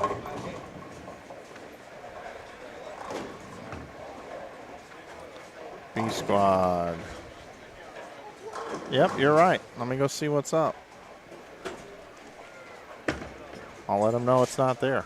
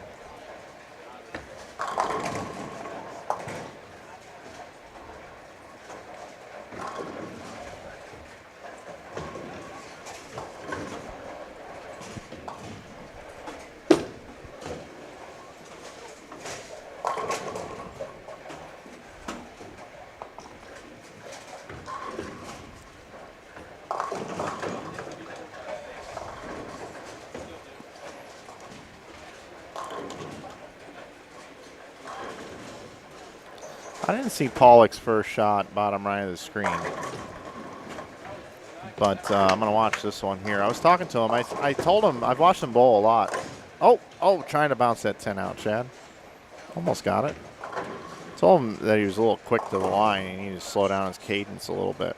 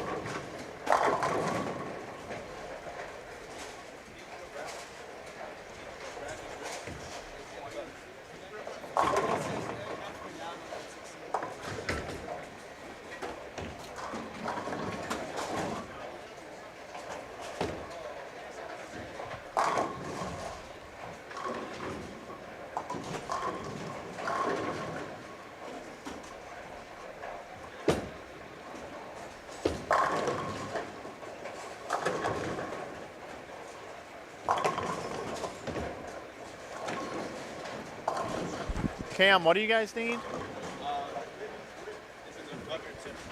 Oh.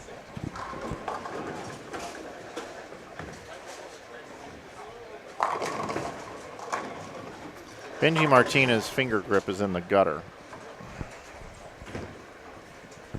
So here we have a foreign object being removed from the lane. Always love it when we have foreign objects on the lane. By the way, shout out to everybody that's been picking up some merch from Inside Bowling. I see these orders trickling through, and I just want to take a minute to say thank you.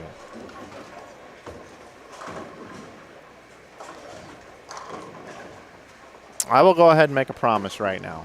This is a promise.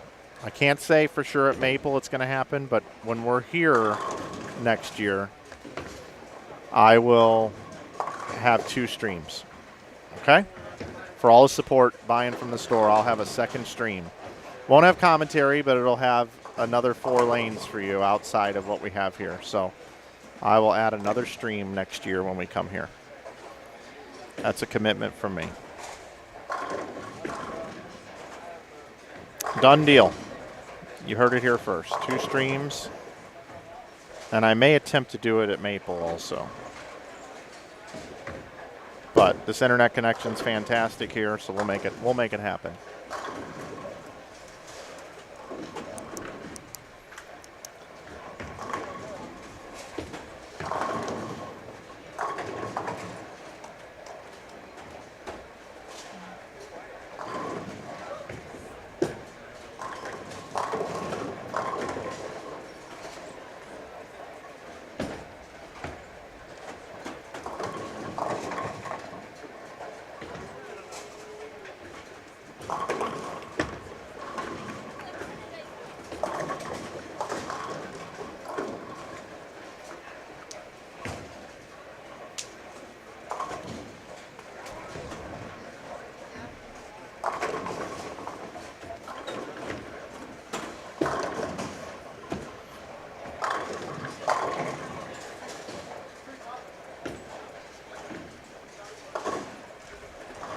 Cam just striking. Fun to watch.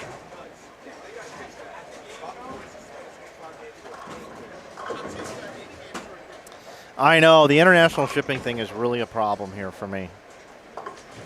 I'm going to walk down to the tournament office and let them know that you guys want the 4-game standings update.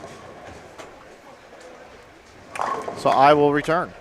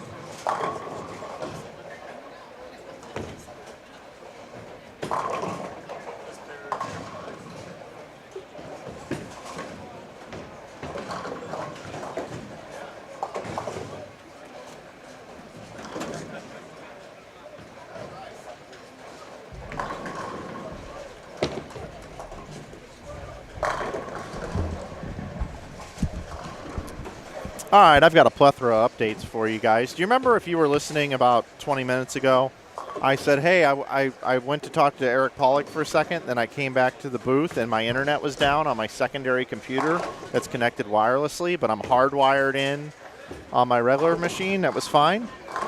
Well, when Jennifer went to go update the standings, it synced to her computer and her internet went down as well and had to do a reset, so that's why the scores weren't on there after 4. But we have scores after 4 and 5 now. I'm going to go over Game 5 with you, and Game 5 should be going into the box right now. Also, Jennifer is going to be super cool and super nice. She is going to go onto the A squad, and she is going to add the individual scores for every bowler will be in the A squad folder shortly, okay? So I'm seeing after 5 is available up there for B squad now. Okay, and we're all going to be looking at kind of the same thing here, but Mike Yaw is averaging 255.6 and leading 290, 263, 203, 233, 289. Kyle Rosenberg, yes, Kyle, my brother. Kyle Rosenberg, 250 average. He's at 1254 for 5. Cameron Crowe is bowled 258, 206, 223, 259, 289, and we're watching him right now in front of us, working on 269. So Cam bowling well. Kevin Magnuson is averaging 246.8 at 1234. Dawson Peterson's averaging 239.6 at 1198, along with Chris Hill. At 1197 is Mike Peck. 1179 is Jason Miner. Darren Bloomquist is at 1175. Jacob Schramm and Dave Dentlinger are both at 1173. Nathan Michalowski is at 1170. Carson Reed is at 1167, along with Jerry Mars. Dave Barris is at 1164. Keegan Alexander is at 1163. Chad Nelson's at 1158. Lucas Herzrud's at 1155. Tommy Burns. So those are all people averaging over 230. 1, 2, 3, 4, 5, 6, 7, 8, 9, 10, 11, 12, 13, 14, 15, 16, 17. 18 people are averaging over 230 on this block, okay? Tommy Burns is averaging 229.8. Chris Wiley's averaging 226.8. Chad Moss, 224.6. Galbraith, 224.2. Jonathan Shallow's averaging 223.8, along with Nicholas Kidd. Anyway, Zach Andreessen only averaging 223.4 on this squad. Cameron Crowe just sending pins everywhere. This is crazy. I haven't talked to Joe yet about the scoring pace, but you guys tell me. Actually, I'm going to put a poll up. I haven't been doing polls lately. I'm not very good at live streaming anymore, but I'm going to put a poll in here. Engage with the audience. We're going to start a poll, and I'm going to say, do you prefer this scoring pace? Medium, high. I'm still calling it medium high because it's not 260, 270 for everybody. I mean, this is a really, really good field.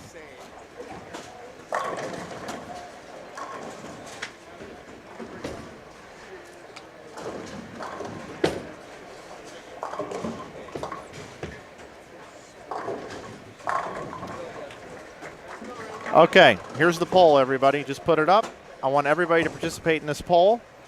I'm going to make a slight adjustment to this camera because it's kind of been bugging me. Somebody knocked it and it's not straight. So I'm going to just fix that real quick. I'm going to come back and we'll talk about the poll.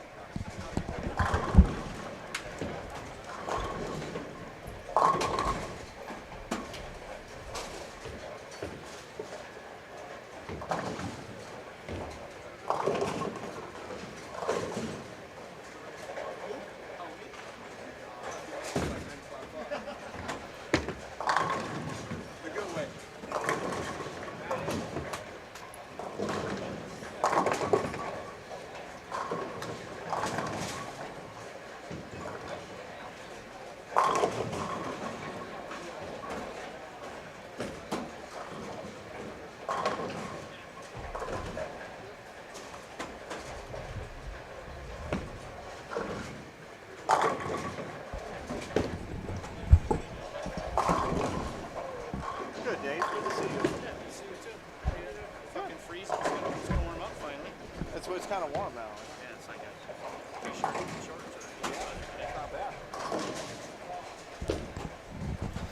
All right, I fixed that camera. That's just more level. Looks better. Somebody bumped it. I don't know what happened. Whatever. Who cares? Cameron Crowe leaves a 7-pin. Benji Martinez mixing them up. How is old Benji doing here? Did I call his name off? I didn't. See, Benji likes him a little bit tougher. Benji Martinez, averaging 219.4. All right, I am looking at the poll. How are we doing here? Do you prefer this scoring pace? Yes right now is at 30%. No is at 52%. And don't really care, I love bowling, 19%. Interesting right now. Those are the results of the poll. I'm gonna let it hang out for a little bit more longer. Get your votes in. Get your votes in, everybody. We have like 27 votes and there's 342 people watching. Like what's going on? That's less than a 10% participation. Are you guys that lazy? Seriously, like I'm the laziest person on earth. And that's probably why we all have this in common together, because we all are lazy together. That's why we sit here and watch this together. I mean, I normally don't even run polls. I tried to not be lazy for you guys, and you guys are basically telling me just keep being lazy, Mike, because we don't give a crap about your polls. Your polls suck. We don't want anything to do with it. And that's fine. No problem. I just won't do them. Did they just put the house shot? No, I'm going to tell you this right now. If the house shot was out there, I bet the scores would be lower, because a lot of these bowlers aren't used to bowling on house shots. This is just that perfect blend. I'm telling you, it's all the load data on the way back that's doing it. Look at this. Here's this pattern. Look at the load data on the way back. That's the bottom part of the chart. Look, it's 11 to 11s, 10 to 10s. They're just building up the middles a ton on the way back. And it's long. It's 43 feet. It's that perfect length where you can, where you don't have that, when you miss in. See, on these shorter patterns, or when it doesn't build up the middles like that on the way back, every time you miss left, you pay a big penalty. You don't always pay a penalty missing left here.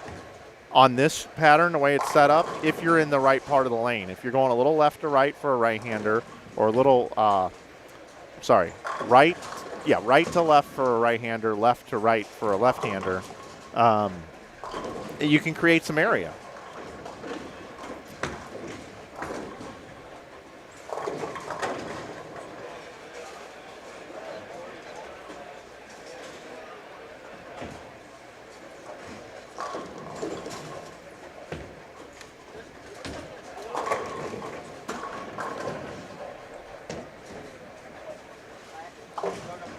Oh, hey, you know what? That's a good point, Bradley. Bradley, you know what? I'm going to go ahead and retract that you guys are the laziest audience in history, but I'm not going to retract that I'm the laziest live streamer ever. If you guys are watching on a TV or you're watching on a device that you can't interact, I completely get it. I understand. That's my bad. I'm going to shut down the poll. 50% of you do not like this scoring pace, which is pretty surprising to me. That's kind of surprising, because the Holiday Doubles is the most watched stream that I ever have every year, and it's the highest scoring stream. 2,000 people watch that thing at one time. 351 people are watching this. I do want to know, after streaming these things for 14 years, why in the hell do we only get 300 or 400 people watching this thing during qualifying?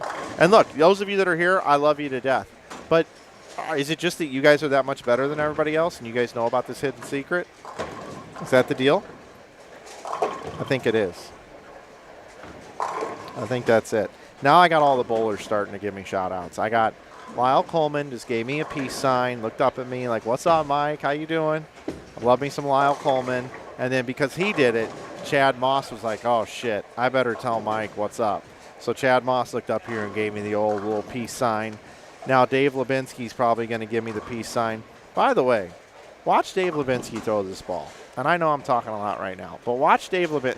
This is ridiculous. Watch this. Look at how ridiculous this is. That dude is sick. He is a bad, bad man. He really is. He is ridiculous. Why is he not leading the tournament by 400, even at this scoring pace? He's like Norm Duke. If you got the time, he's got the money. What place is he in? Why don't I see him on the sheet? What the hell's wrong with him? Where is he? Where is Dave Lubinsky? Is only averaging 209.4. That's a crime. He must have a temperature right now. Must be something wrong with him. Lyle Coleman out there. Pimping ain't easy. He's got a working bowling ball going through those pins. See, this is one of those point times where I need to cough, and I don't have a soundboard, so I feel very uncomfortable right now. Hopefully you guys didn't hear much of that. And here's Chad Moss. I had somebody write me on Facebook just a little while ago that I need to go tell Chad Moss that he needs to open up the lane more. And actually, judging by that shot, yeah, he does. Maybe I need to go tell him to do that.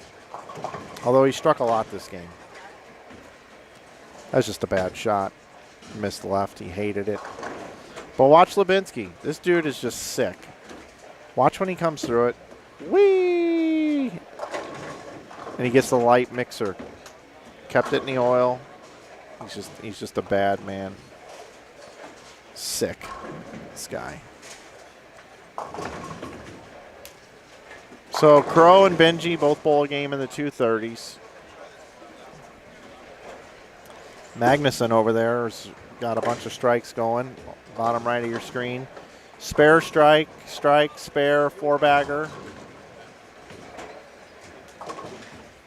Tommy Burns can still bowl 226. What's Pollock doing over here? He needs to throw a stronger ball.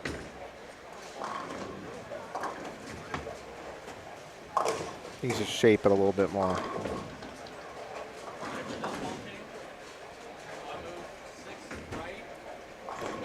I'll be right back.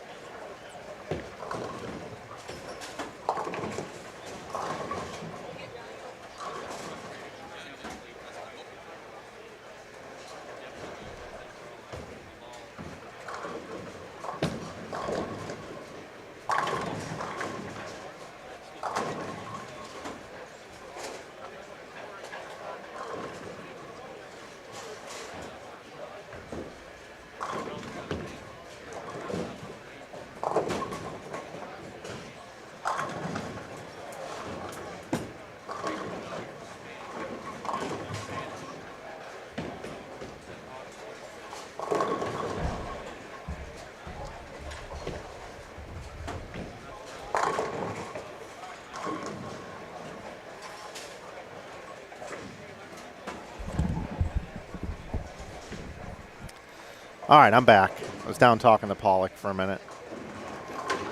I've known Eric for a very long time, since about 1997.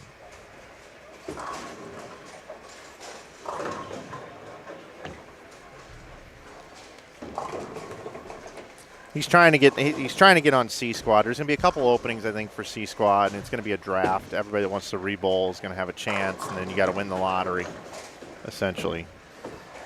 And I just told him, I said, look, you're throwing it he's been working on some things with his approach. He told me that he's working on some stuff, and he's not 100% sharp because he's changing things in his game. And I just told him that I thought his feet were a little quick today, and his ball speed is higher than normal. There's a lot of oil on the lane, and this surface kind of has your ball appear to be quicker than it normally is anyway. But I told him I'd like to see him in a ball that hooks a little bit sooner than this ball he's in right now.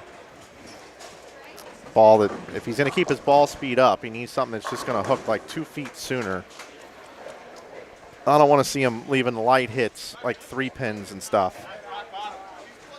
If he was throwing it a little bit slower, I had a little more touch to it today because he's got multiple ways to bowl, then I think he's in the right ball.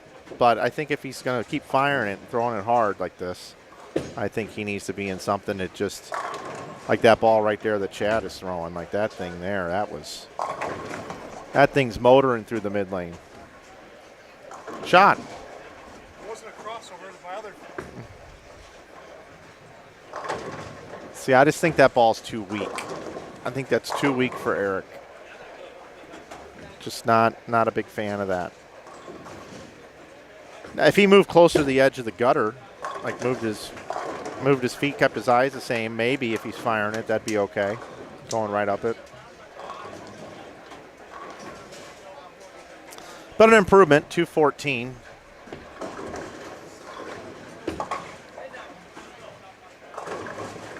But Pollock, I mean, he bowled for Wichita State, won a national championship, left-handed on a right-handed team predominantly during that era, but he earned his spot onto the team. Coach V thought the world of him.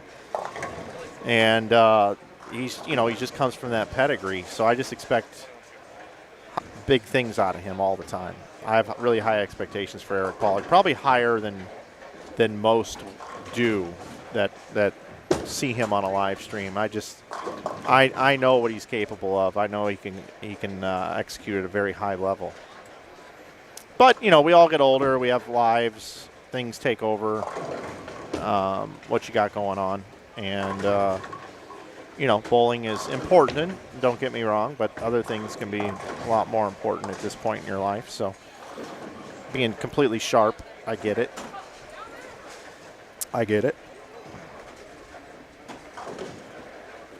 Completely get it.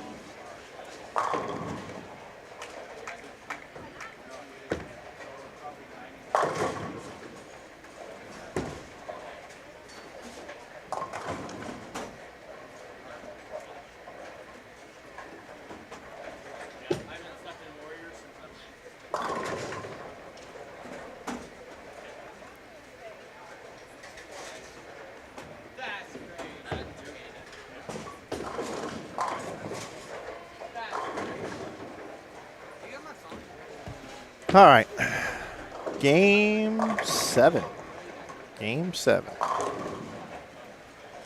Here we go. Let's see who we have. Left of the wall, I see Dave Dentlinger, one of my favorite people in the whole world. Dave Dentlinger is bowling with Jake Bedard, Jacob Kraft, and Kurt Krull. And just to the left, some other of my favorite people, Darren Galbraith, Steve Manchester, Mike Peck, and Mac Van Zanti. Bottom right of your screen, Jake Cook, Jason Miner, Connor Slater, Jonathan Solwold, Tommy Burns, Nicholas Kidd, Kevin Magnuson, and Adam Morse. That's who we have in this final game. Don't forget, we'll be back at 7 o'clock with continuing coverage here from the 2025 Ebonite Winter Classic here in Waterloo, Iowa, Cadillac XBC. Home of the PWBA Bowlers Journal Waterloo Open coming up June 5th through the 7th in the 10-year anniversary of the relaunch of the PWBA Tour. All of that will be streamed live on Bowl TV Network. Make sure you subscribe to Bowl TV.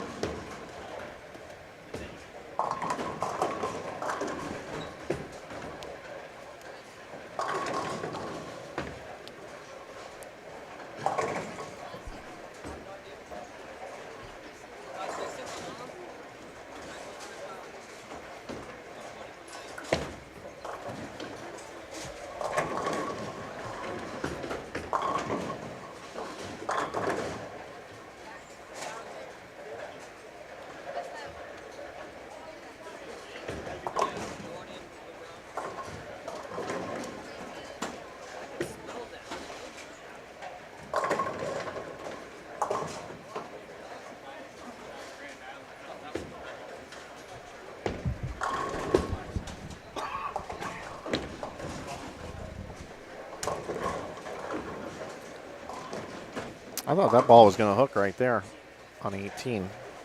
A little quick, a little quick.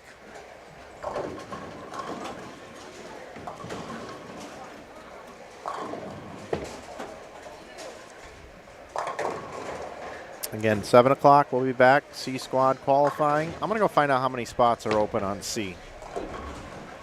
See what they got. See what I did there?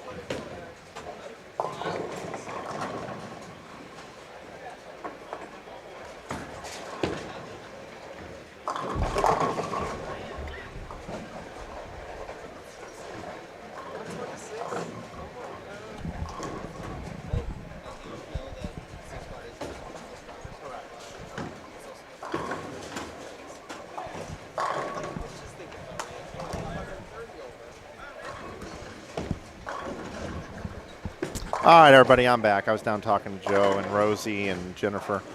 We got scores after 6. Kevin Magnuson, your leader now, averaging 248.7, 1492, his number.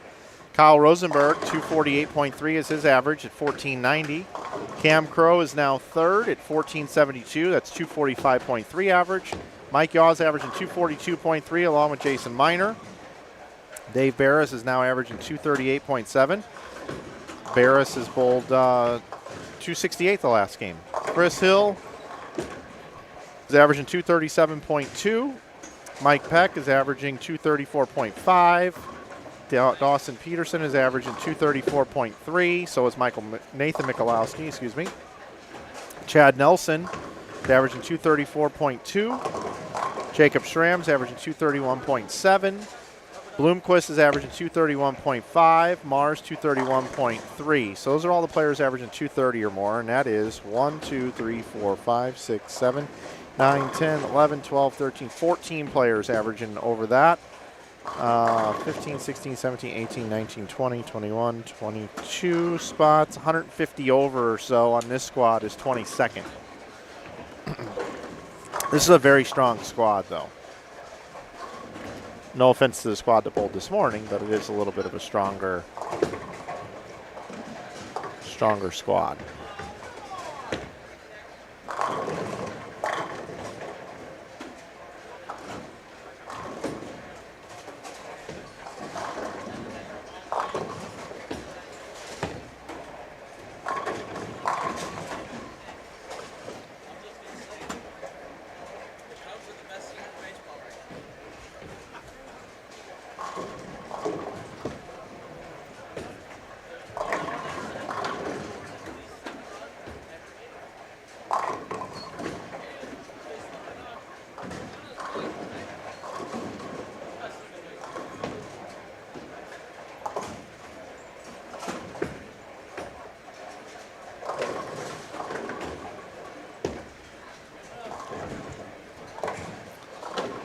Let's see.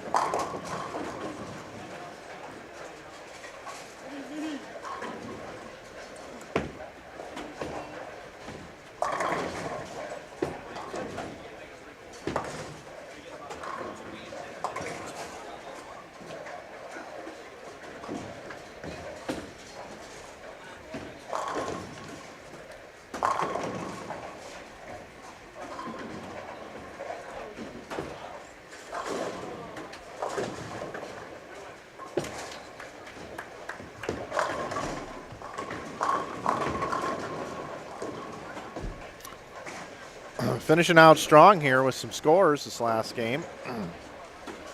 My boy Dave Dillinger.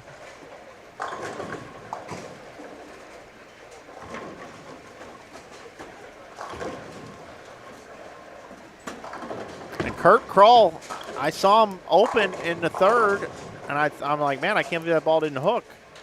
And then he's put together a bunch of strikes here. Dave Dentlinger, looking good. Give me the old wink. The old winky. What Dentlinger is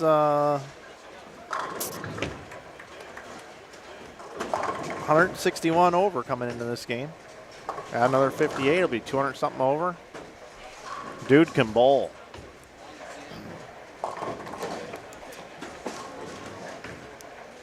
Mike Peck getting it going too over there. What's old Mike doing? He's up there. Mike Peck, 225, 200, 267, 252, 253, 210. Dillinger, King Kong right now. Hopefully we get a new winner this year, they say. By the way, the lazy comments earlier, I was just joking around with you guys. I just took the time to make a poll, which I don't really do anymore. I used to do it all the time. And then we get 30 people to participate.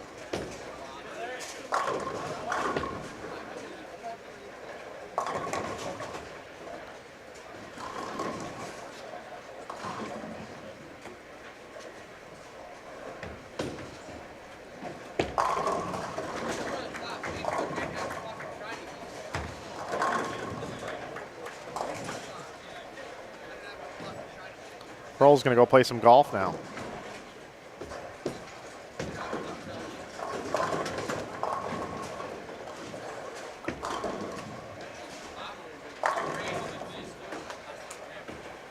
We do have the front seven over on 21 and 22.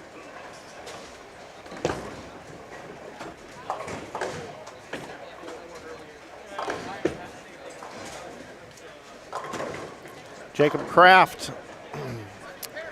Four-bagger going into the 10th frame.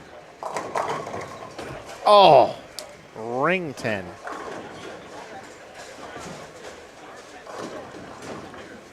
Kraft was 72 over coming into this game. 248. Man, he really wanted 269 here. That was a big wrap 10. That was nasty. Just nasty.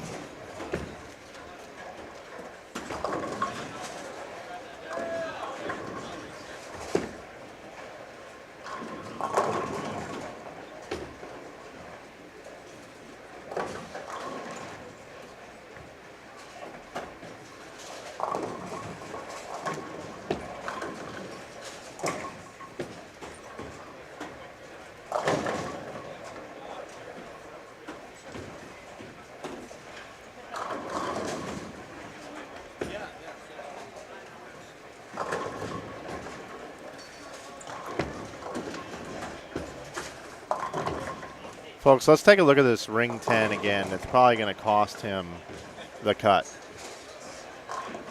I mean, just watch this. Watch this ring 10. I mean, executed perfectly. Stayed down and through it. Oh, I mean, that is just, oh. That sucks. Oh, made a great shot. Big run the last game. 246.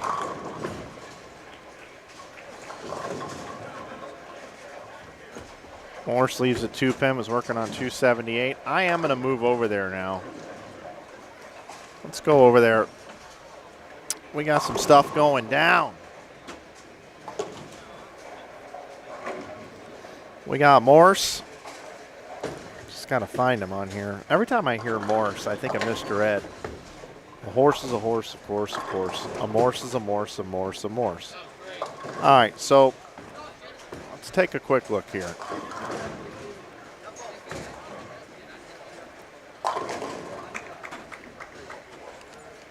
Adam Morse, he's at 113 over coming into this game.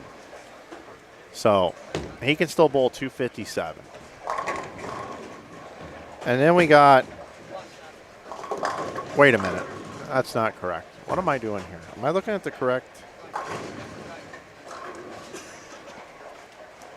I think my things are all backwards. Magnuson, yeah, it's, Jennifer wrote these down wrong. Sorry, that's a party foul up here in the booth. All right, now I got it right. Okay, got confused. So Magnuson here, he is our tournament leader, and he's looking to just run away with things. averaging 248.7. Oh, tickle it. Just give it that little tickle there. Let's watch that one again. What do you guys say? You guys want to watch? You guys want to watch some pin action? Watch this thing. Whee! Oh, come on, you can't block the camera. There we go.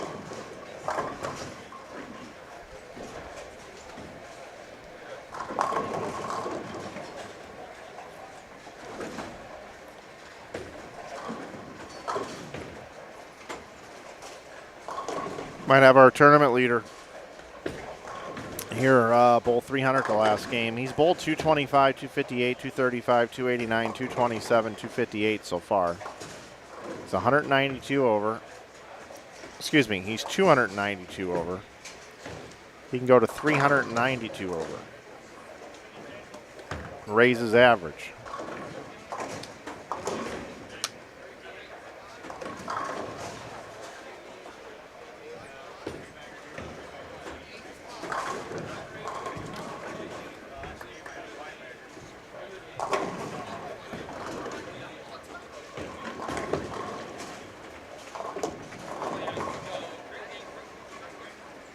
Ryan Venom, the first squad, was 319 over and led. Magnuson is 292 over right now. Just to put it in comparison here.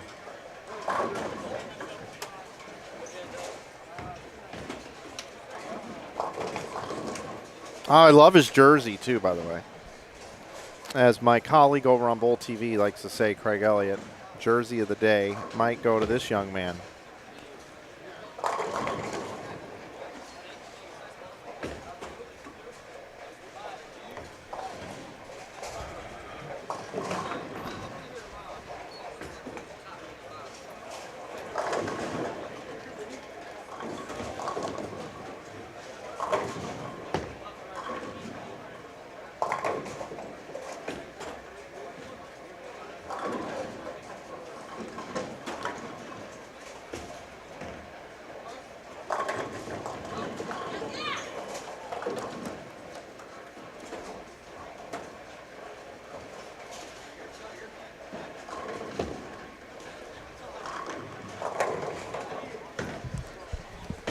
almost 400 over. He's going to go almost 400 over.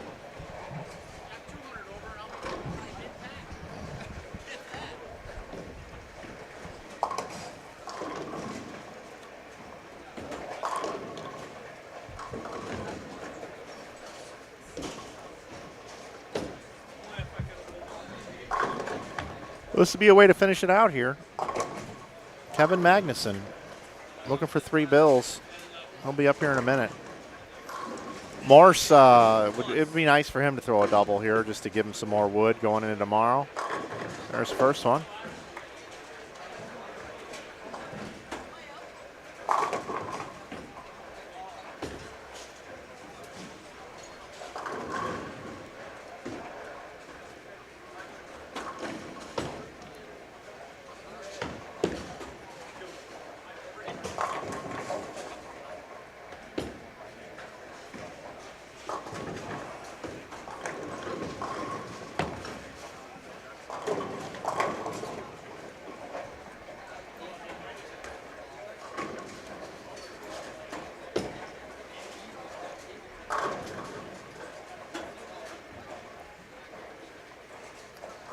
Tommy Burns is 153 over, letter B up there, can still bowl 238, so he'll be in good shape too.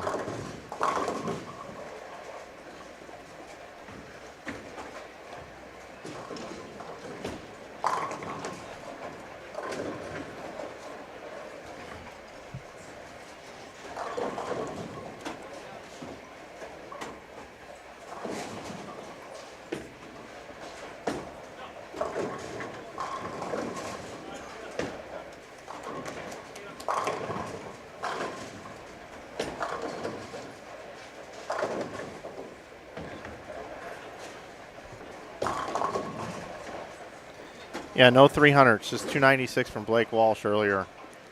Although we might get it right here. Very possible. Very possible we get it here. Adam Morse, nice bowl in here, 246. That's going to get him to, Morse is just on the backside. 113 over. It's going to put him 159 over. 159 is what he gets to. But all eyes are on Kevin Magnuson, our tournament leader here, squad leader, I should say. He's going to go to the tournament lead. 292 over, averaging 248.7, and now he's on the front nine. And here we go. Purple Hammer.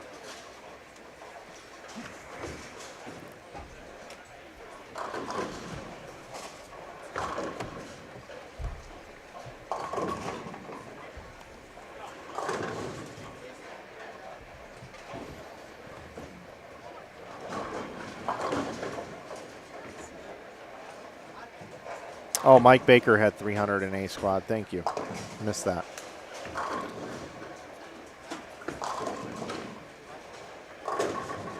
And wow, wow, wow, wow. Good run. Great block.